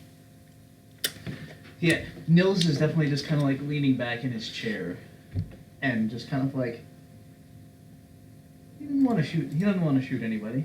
He's got no beef with Gila. Maldrick's startled when she like starts screaming and like tosses her chair back. Yeah. But he just sits there. Yeah, he's just kind of like. Huh. I've been waiting very patiently, like I did when I went back. Well, at least for Gila initially, you will definitely end up, you have your weapons and things on you. You will end up getting swings and probably at least a few hits on him. Mm-hmm. He will end up dishing out some spells, and But does he make his concentration checks? my goodness, Kitty. Well, She's obviously- cheering. She goes, Gila, Gila, Gila. I think what we He saw there was us probably not making our concentration checks. And he will end up at least initially putting you in a force box of some kind, even if it does only stall for a little bit. Just pick it up. Pick up the noise box. Says, well, it seems as if she has made her choice. You two have given your say. What about you, sir?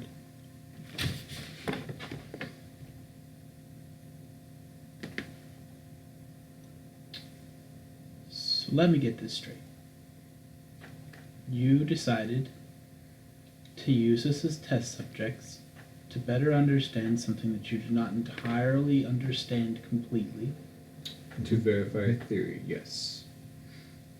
and now you're promising us power to continue these experiments? No more experiments to be had. But work does need to be done. And there are some things that it would be more convenient to have a helping hand on. Not to be rude. Are we remaking Golgan? No, Golgan cannot be saved. I have tried. There are some things that it seems cannot be prevented. They Oh, can, like the however, aboleths be throwing meteors at Valerian? mitigated. Just one meteor. Just One really, really big meteor. Just one real big and The important one. Starstone. So it's just the Starstone. Am I a joke to you? Bitch, I crush people. A lot of people. I make the sun go bye-bye. It did. I make empires fall. It did. And gods exist for some fucking reason. Yeah, there's that part. It's a good thing that Eridan put it in a safe place. Otherwise, there'd be Aboleth going into human form, walking straight into a city and, oh wait. Why haven't they done that yet?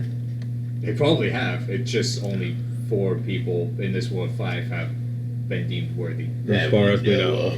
That's Well, not. I guess there's that. That's an interesting concept. There's The actually secret like god? a couple dozen other gods, just kind of like minor deities, so that people just like, go away, stop winning this thing. It's not under surveillance all the time. I think if people try to go in, those people can be removed. Or they can be made to forget.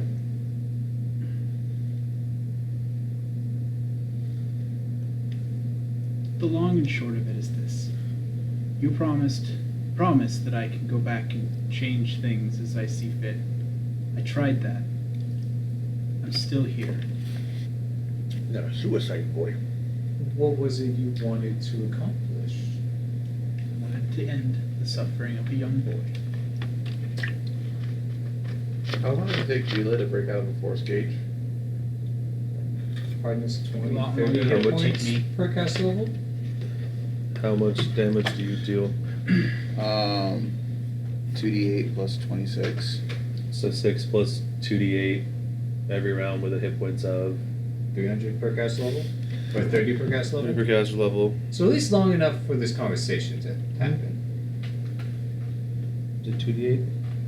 Yeah. So And with Curious. haste, she gets 3 attacks per round. Did you want his suffering to end or yours? I no longer need to discuss this. Your plans are insufficient to meet my needs. I have work to do. Eldrick has a big old funk right now. Changing all of history and completely, remanufacturing entire plane of existence isn't efficient enough. Huh. I'm not. Robert's not going to explain it to you, but he killed someone in the past, and that person's still alive. What's the point of going back and killing someone if they're going to be alive still? If you're going to end evil at its source, you're going to need to kill it and rip it from the roots. If you can't do it by going back in time and doing so, I'll share that I totally killed somebody in the past, and they're dead. Still. Like your paradox came when you tried to kill yourself. Something weird happened there. Because in my trip, I killed somebody that wasn't dead before. Now they're 100% dead. Killed it. And I saved somebody who was dead, and now they're still alive. So you can go backwards and kill people forever. Just something happens when you do it to yourself. Essentially, yes. There's a fluke somewhere. If you weren't there when someone else went back in time, you would cease to exist if they killed you.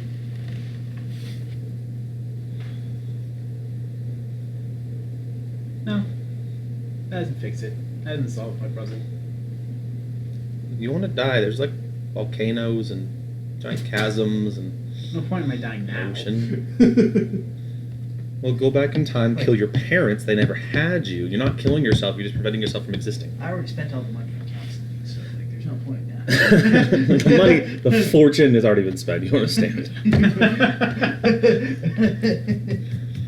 I had 3 therapists kill themselves during our sessions. You understand? I got a lot of bad shit happening.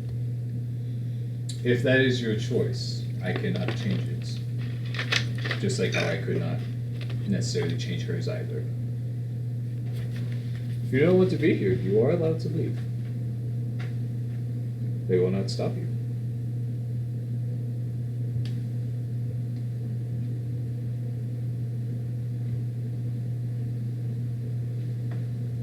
I mean, I'm a spell slinger. I can't stay here anyway. I'm gonna leave. Well, good luck to you then. Goodbye. You hardly knew me. No, but really though, But you seemed really well. we hardly know each other. But you seemed Yeah. really well role played. Very well.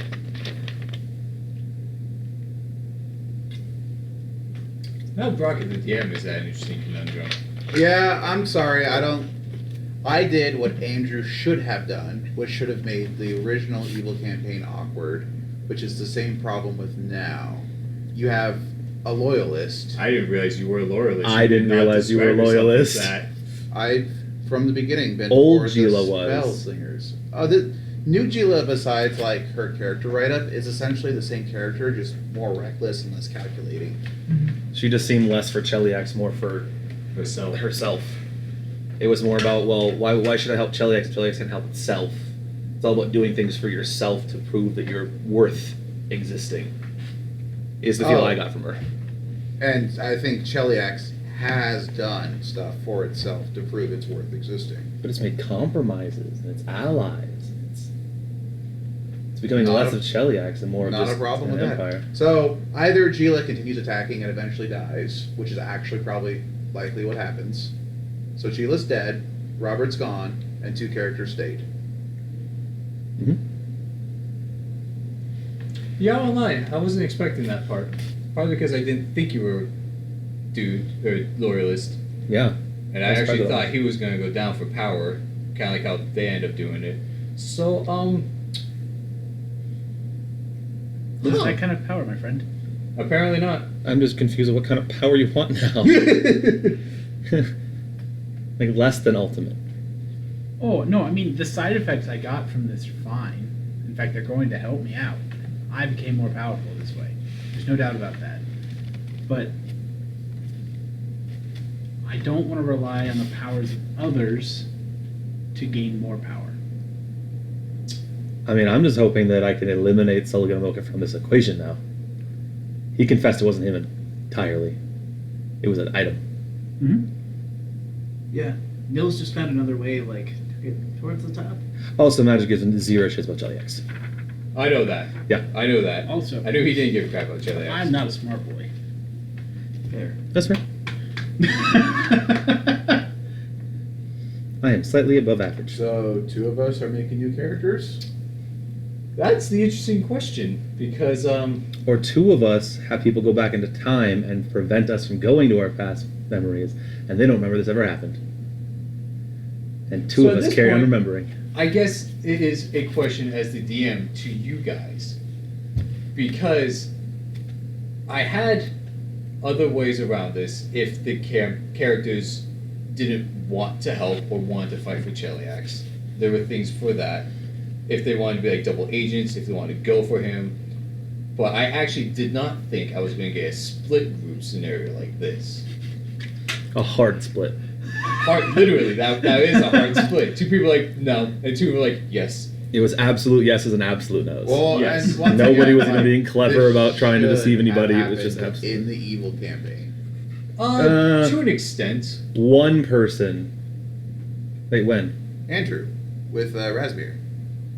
I mean, Rowlister is Just as diehard. as diehard, but he just has a little bit bigger perspective. Well, plus the way Raspberry presented it was Abigail herself was the threat, someone that you don't like. Get rid of Abigail. Cheliax was still. Rowlister was definitely personal problems aside. There are bigger pictures of just him. And at that point, we didn't really know Abigail was gonna That's when- succeed. That's when. That was what you guys learned about was when Razman. Yeah, mentioned he was it. like, "Hey, by the way, she's gonna try this thing." You're like, "Yeah, a lot of people try that thing. Yeah. Most of them die. She's probably gonna fucking die, whether we have a hand in it or not. I'm gonna make sure my country comes out on top." Well, I think though a part of that was the amount of damage that could potentially be done to Cheliax just for her attempt. What was I, if I remember correct? So Yeah, that was a big part. Yeah. of it. So for my loyalist character, he saw how can I spin this. Yeah, and that's why I figured, and the anti-pound kind of followed Rollins and said, no, he knows what he's doing. I'm going to go with him. Mm-hmm. And I'm pretty sure that's how Andrew kind of addressed it. Was Yeah. I don't like it, but I think we can take advantage of But it. saying no right now is a bad idea. I mean, I don't want to tell you that you can't have your character say no. No, I'm saying like in the evil. That's how. Oh, in the evil, yeah, yeah. that's how Andrew's paladin specifically saw it. Then was saying no when clearly the party has an idea that something saying yes is good. Maybe I should just wait till after it's done and find out why. Well, it also, yeah, that one too. Though you had 4 people who didn't care Yeah. about the organization we were actually working for. Mm-hmm. Which is what Rock thought we had. Yeah. I'm sorry, in the write-up I sent you, I'm pretty sure I said you as a loyalist Mhm. in that write-up. There's the discrepancies you- between old and new. And he asked me what changed, and I said not much except for the race and the class. Yeah, I just didn't feel that way with you playing the character. That's all right. We figured We it only out. had- Sticks will. We only had For sure. combat instances. We didn't really have too much to actually gauge. Well, either way, it's a good role play. It at least makes an interesting one. So Mhm. the question is, how do we want to proceed? Because one way or another, I mean, unless you want me to take it in a different direction and kind of just like fix how that last part of this session happened, because that is doable, but at the same time, it would still end up with a split group at one point or another. Well, I think if Robert and Gila would have ended up killing Sullivan, them two would have gone like, Turns out he's a bitch. If you guys could have killed Soligan, this entire campaign wouldn't have happened. The big bad evil guy can be handled by 2 middlings. I don't know. Have you seen us flex our muscles? Have you seen Aragi? Yeah. I understand there are powerful players, even, taking out our 28th level characters. Yeah, I was thinking for a second of doing something very similar to what she did, except that if I did it, anytime I died, I'd come back. And if you try to stick me in a force cage, I would just send my double out of the force cage and swap places. Like the one stipulation was that if your body's destroyed, right? But they didn't know that any more than I did. They could have made that assumption possibly, and then when I died, tried to destroy the body. Yeah.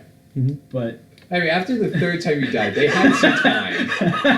To be fair, first time, what the shit? Is it really dead? What happens if he doesn't come back to a body with all of his limbs? He's alive without limbs, and limbs can be regenerated With the actual spell regeneration or an incredibly powerful item called the Ring Regeneration. Actually, does resurrection fix your body? Because you just have to have a part of your body. I think resurrection actually Regular does fix resto? your Just body. in case you need like No, not Resurrection. resurrection. As his Resurrection, ability yeah. works as. So in that case, You had to you look need that up. 5 rings. One What? for each appendage. Oh, Just in case any one of them gets cut off. That's the funny conundrum of if the ring is on your hand gets cut off, do you grow a new hand? Does your hand grow a new you?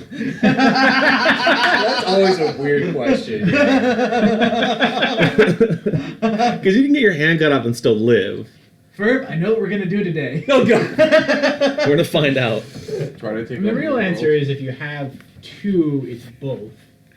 Yep. So Every character Self-replication. You're supposed to assume that, like, the brain is kind of the more important part of the equation. So since the ring is no longer a part of you, you're not going to no longer. But a ring of regeneration can grow your entire brain back. So, in a lot of other instances that Yeah. talk about this type of regeneration, It's from But the... it's not from an item. Yeah. Okay, so here's what that's we'll do. the best We'll thing cut I me think you can- directly in half. I knew this was gonna With a ring of regen on either hand. And then you need 2 of them. We get extra rings, and we just keep going from there. It's definitely like the Deadpool I conundrum. don't like what's going Well, I mean, it's a little slower, but you really only need 2. Yeah, you One do. gives them the other one, and you just keep doing that. Yep. A And bunch of Deadpools running around. I don't like it. He can regenerate from his cell. We have an army of 100,000. All made off of a general. Who's a 15th level character. That's terrifying. Let's go. That's real terrifying. Tra-la-la. We can just kick those regular soldiers to death. We don't need to draw swords. Rolling So- in and just on the battlefield giving wedgies. If you could Yep. have guessed, this campaign was going to involve using interesting things of time traveling. Whether or not you were going to go for it or not was the idea. Mhm. Because there would have been a way for you to follow and track. And don't worry, it wasn't a way that made sense. did we have an ocarina that we used to get back and forth? No. That is kind of funny, though. And no, go figure, it was evolved around commander batteries related to those. You have 2 of them. However, I don't know what to do about a split party scenario. All right, so hear me out. Okay. We will either find a way to resurrect Gila or have Brandon make a new character. What we will do is when every time, so we're already alternating campaigns every week, right? So instead, Oh, gosh. Oh, gosh. every other time we play Spell Slingers, Brandon and I will show up, and then Spencer and Austin will show up, and we'll just keep each reacting to what the other team does. You know, you're not. This is a hysterical idea. And so we can either go every other week we play Spell Slingers, every other week we do 40k, or we can do 40k Spell Slingers Spell Slinger 2. Golgan. 40k Spell Slingers Golgans. That'd be a lot. Is that 4? Is that 5? Is that 4.5 campaigns? I'm actually not sure how the math turns out for this. I'd call it and a half. Spell slingers and time cops. Spell Slingers and Spell Slingers 1.5. The split. What was it? So So I'm glad we made this decision, guys. Okay, so the guy who makes the Blue Chair comics, Shen, he made a new comic called "Live with Yourself," where Game's afoot. there's a time paradox where you have the main character, and then 3 different versions of the main character shows up. You have Babs, which is baby, then they call him Todd for today, then you have Tom for tomorrow, and then you have Oldie, which is grandpa. Oh, yes. You have told me about this. So in the latest episode, like it was a bunch of time cops show up to investigate the time anomaly. And they're like, okay, and we're gonna do this thing, and it's gonna get rid of all like weird time anomalies in this. And Oldie goes, you're not gonna want to do that. And then they're like, we do. Boom. And so then the 2 time cops, which obviously look like the exact same person except for the glasses, one of them disappears. And the time cop goes, what? And then like he reverses it, and the time cop comes back. He goes, you were me from the future? Yeah, that was really awkward to tell you, considering we're time cops and all. But I just like solving time crimes with you so much that I just wanted to continue doing this. So they decided to let the time anomaly happen so they can continue solving time crimes together. That is so funny. It's so awkward. It's actually, if you want some like really interesting some really interesting things with time paradoxes that this comic will use, not as like the main thing in the comic, but every now and then. I read it on Webtoons for free.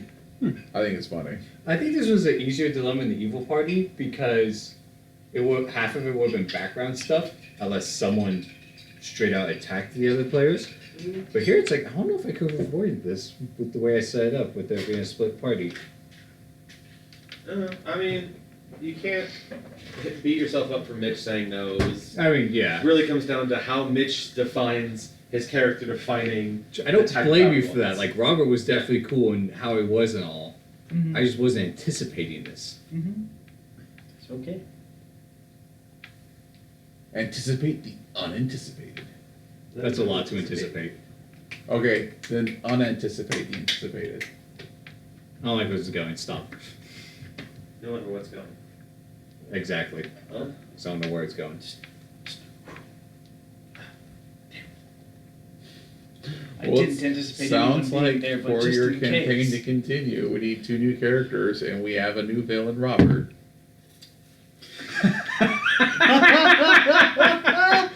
We have a new villain, Robert. You guys can't kill him. Well, sure we can. We just do exactly what I said like half an hour ago. Go back in time and kill his parents. Or go back in time and kill him. Well, you're not him, so you go back to him and kill him, yeah. All fine. Yeah. Because I don't want to tell you guys just, well, that sucks, make 2 new characters, but I don't know how else to do it without 2 of you making new. Well, I guess it would have to be you 2, because you kind of would be going your own separate ways, it sounds like. I mean, I guess you 2 could be doing the same thing, yeah. I just don't like the idea of telling players to do that. It sounds rude and unfortunate. I'm okay with it. Okay, right? Just I like the idea of doing it, though. Yeah.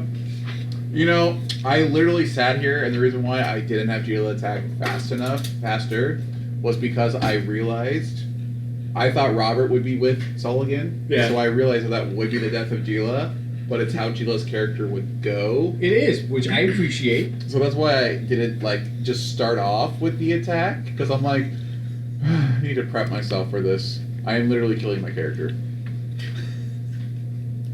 Though I didn't agree with the Blight Druid. You said some things that made sense.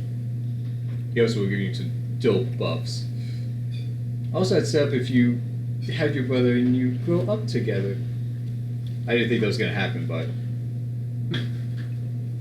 Yeah. Could I summon my brother in combat and we do tandem team attacks together? No, but it is teamwork related. Like a Capcom Marvel game?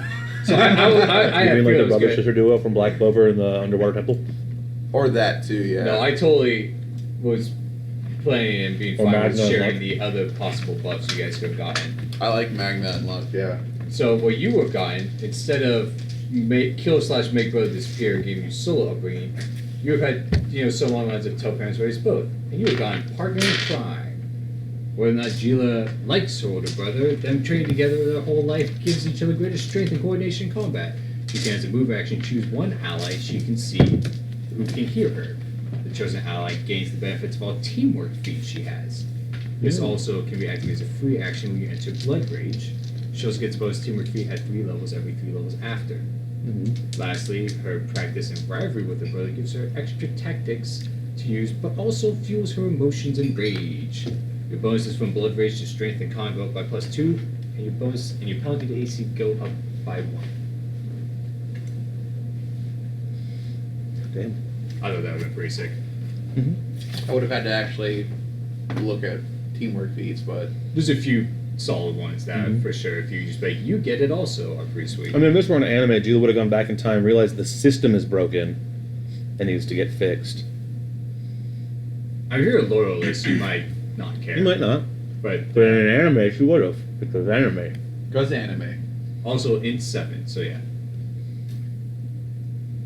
But Boy, details. there's that wisdom of average, too, where I'm like, oh, well, no. None of those help. None of those help her making decisions. Probably why she's a loyalist. I'm in a similar boat. Int 9, Wisdom 7. Oh, yeah. I mean, we both chose the half barbarian class. So. That's fair. Int 12, wisdom Is- 24. Is Will Now. a good save for you? Yes. Yeah. Okay, because I only get Fort. Yeah. I get Fort and Will. That's good saves. So as a barbarian, I rely on Int 20. rage for that Mills is +2 bonus to fascinating. Will. Yeah, you're smart boy. Oh, yeah, we had charisma, wisdom, int. So it was like, whoa, in that case, it's very well-rounded. When it party. comes to decision making, 2 of our characters are more inclined to it. It's like... So basically, I guess at this point, even though I still feel like a jerk for it happening, yes, you two get to make new characters. However, what that does lead to is a form of recruiting with these two's help in some way, where they find or help pick people that look interesting or promising. You get to go through the same sort of thing. And I guess technically they may have done it Omoka has done this multiple times. People have either just died, hasn't worked out, or he had to kill him in some way or another. So you aren't the first people this has actually happened to. It was just also part of a testing or verifying a theory / help convincing you to do it by showing this is real and blah blah blah. So I guess make a character who would say yes. Is the only stipulation. I know. I'll make it Time Oracle. Oh, wait. Oh, gotcha. And just so it's an even playing field, we're for sure that they're the ones that have to make new characters. Yes. Okay. As long as we agree to go with that. I'm cool going either way in a Because 50-50 split. I think that is easier, especially since it's what I thought was going to happen with more than who it actually happened with. Well, at this point, Gila's dead. I have to make a new character regardless. Yeah, Well, I mean, no. The way we'd go back in time is that you use a little bit of common sense and realize that if you react badly, you're dead, and that's pointless. And you lie, and we all get out of safe. but that doesn't and rat mean him out. that's appropriate for his character. Yeah. Gila's kind of an idiot. Yeah. It's going to happen Yeah. at some point. Brand usually makes more cunning, smart characters. This time he played an idiot, and it ended up bad. Well, I had a cunning character in the our party comp. That's fair, actually. But you built a more efficient, better character for what you were doing. Mm-hmm. I just like to think of this charge as Theon Greyjoy versus the Night King. The Night King basically just bitch slaps his Theon, and Theon's dead. It's kind of what happened, Gila. yeah. Also, I like to think that there's a great Cyclops that comes out of nowhere. Oh yeah, I was thinking a great Cyclops would be there for when the wall force and just kind of tries to grab Gila. If necessary, a second one shows up to help. Well, Gila's pretty cool and all, but I don't think she can handle a CR-12 fight by herself. That's a CR-14. There's 2 of them. Well, I'm just thinking of the one. Oh yeah. I don't think she needs to bump into a CR-14 because she's totally dead. Alright, that's very accurate. Actually, what's the strength of a greatest Cyclops? So I mentioned Less that. off this side? Well, No, Gila. it's the high 20s though. beats so, yeah. against the forest wall. And those just kind of like. I mean, funny enough, Bye. He's not that big of a dick. He's just kind of like. Opportunity. Sullivan could have made the force box small enough she couldn't swing her reach weapon. No, I literally thought that too, is where she has to use her gauntlet and bite attack. And then you can't. Because that has hardness of 20. Yeah. Yeah, actually, Great Cyclops does just go over and just grab Gila. Because CMB is plus 27. If he rolls a 1, he fails the grapple. You're correct. Did he roll a 1? I'm actually rolling a dice. I didn't think I would today. No. You're grappled real good, kid. Mills just like. What, you guys got any friends? Yeah? Yeah? You got something to say? You got something to say? The good part is because of the setup, your new characters will still get cool boons for things. Like so Maldrick, if you did, instead of saving your master, let him die and follow Dorber. Through Dorber's, so Maldrick lets his master die, follow the partner of Dorber. Dorber pushes for the strong to survive, to take what is yours, and then nature will only endure, not only endure, but take back what it once had. When Dorber's teaching, Maldricks will get the following benefits. Half of the fire damage you deal will be unholy damage. Also, his time under Dorber has made him tougher and more hardy. You have plus 2 to con. Lastly, Maldrick adds Fireball to his spell list as a 3rd level spell. Oh, fuck. It's like, that'd be the fun part right there. That'd be It's dope. awesome to do a Glassy Druid. So it's like, no, I also would be happy with either of those. Nils probably was just going to do what he did. Yeah, I didn't think you would have gone to the other side to help them or so, but... One side is clearly the better choice. Yeah. To Because become it's more like, well, powerful. let's see, especially go with more gun stuff or more magic things. It's not a hard choice, and I think it's kind of obvious to him which one does what. Making a cool little nasty board. Yeah, the NE Mark II. Just be careful, Brock, that you don't give something too powerful for the players. Oh my gosh. Yeah. I mean, I could have seen Spencer going with Cheliax. Him at that lawful side of he's made a contract with Cheliax, he can't go back on his contract. Yeah, I didn't see it happen. I didn't expect it to happen, though. Depends on what parts of Nils he hypes up. His the way Nils looks, he's like, well, I signed a contract, but I can go back and non-sign the contract. Then you're a man of your Since word this still. is apparently a thing. Like, wait, I can get out of this and still be a man of my word. Man, he is a The word I never gave. So Sullivan, I need Big to go brain back plays. one more time. Can't you have one? Personal business. Thanks. He would ask for more details. And he's like, Personal business. here's the Nils scoop. goes I'm out back of in my time 10 years ago to that girl that he could have slept with, but he didn't realize it till like years later. Oh, God. Goes to Nils. Banger. And then leaves. Bang! I'm glad you understood what I meant. That was totally picture. He comes back. You realize it's not like bang her, right? Doesn't your gun go bang when you pull the trigger? It's like, dude, you got her pregnant. Shit! let me go find some headbands of charisma. It's like, just walks in. Walks in. I need this kid. And Nils is just sitting there, somehow. No, as a magus, can he cast Ghost Sound? It's a cantrip, Cantrip, it might be on his list. so probably. Nils is just sitting there, spell Ghost Sound.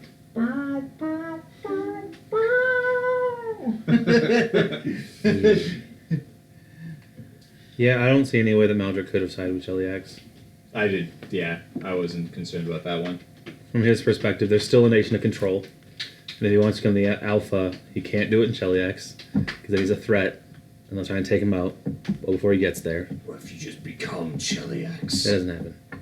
Yeah, That's sure. the One guy turn. tried doing it, failed. Yeah, you don't become a genius Loki anymore. You could have in the past, but not anymore. Heavily regulated. The amount of paperwork you have to go through, you wouldn't believe. Okay, but what if you go back in time? Boom. And while everyone is busy with that Just other subtly guy replacing all the becoming- parts Big brain of the face. entire genius Loki ritual. And he gets to it. I will ascend now. And you're like, actually, look at me now. Have fun in hell. Wait, what? And the Silver Ravens are still busy with that other guy, so you get off scot-free as a genius Loki.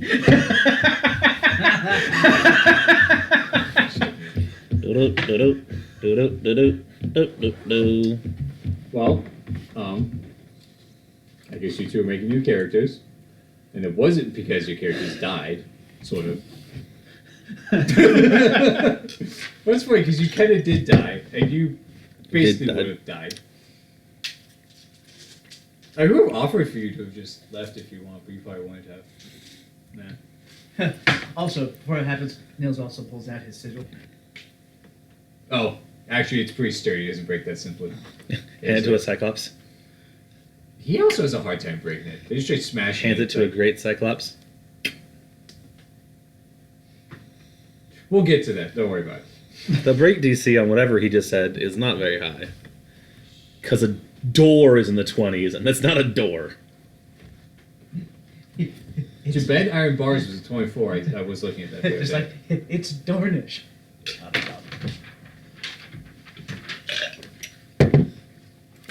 What do I want to build now? Huh. Yeah, I guess Cyclops do have a strength modifier of 13. So there's that. They put, yeah, great Cyclops could probably easily snap that.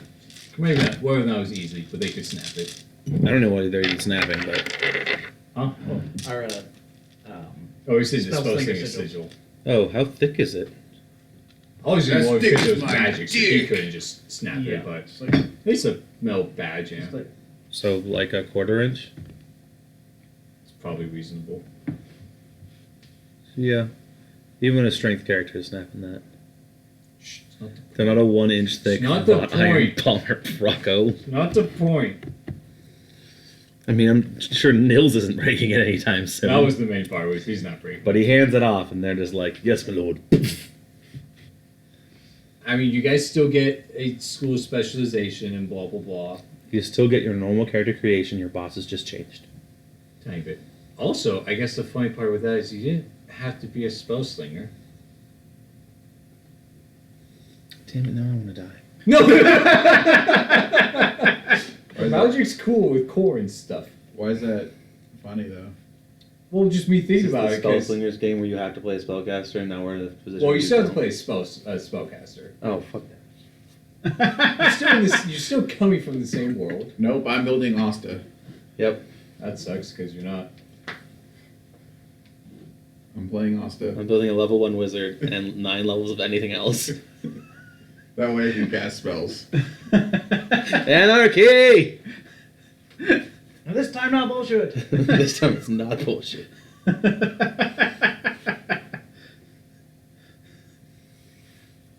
Well, Oh, yeah, that's what I'm Fucking hate guards in an anarchist system. Your anarchy is bullshit. Was that you that said that? No, it's Oh, me. That was funny. I told them on Monday, but like 2 weeks ago, Facebook memories popped up. This quote from my status just says, "Your anarchy is bullshit." Oh, you should have reposted that. No, that was from me. I'm not sharing that. Get out of here. It's mine. If you wanted a wonderful memory that made you laugh, you should post it. Do it now. And 2 years from now, you'll be like, ah. Your anarchy Your was. game was a while ago. Holy crap. Because that was in Galt. Like the first half of Galt. yeah. That was about midway through So Galt, what yeah. you're saying is your anarchy is bullshit. So we're level 10. Yes. And I'm making level 10 characters. Yeah.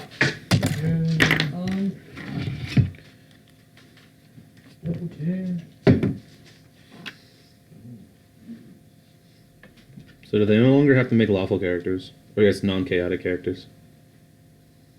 That's I actually guess- also an interesting point. No, they don't. Because fuck the establishment sounds very chaotic to me.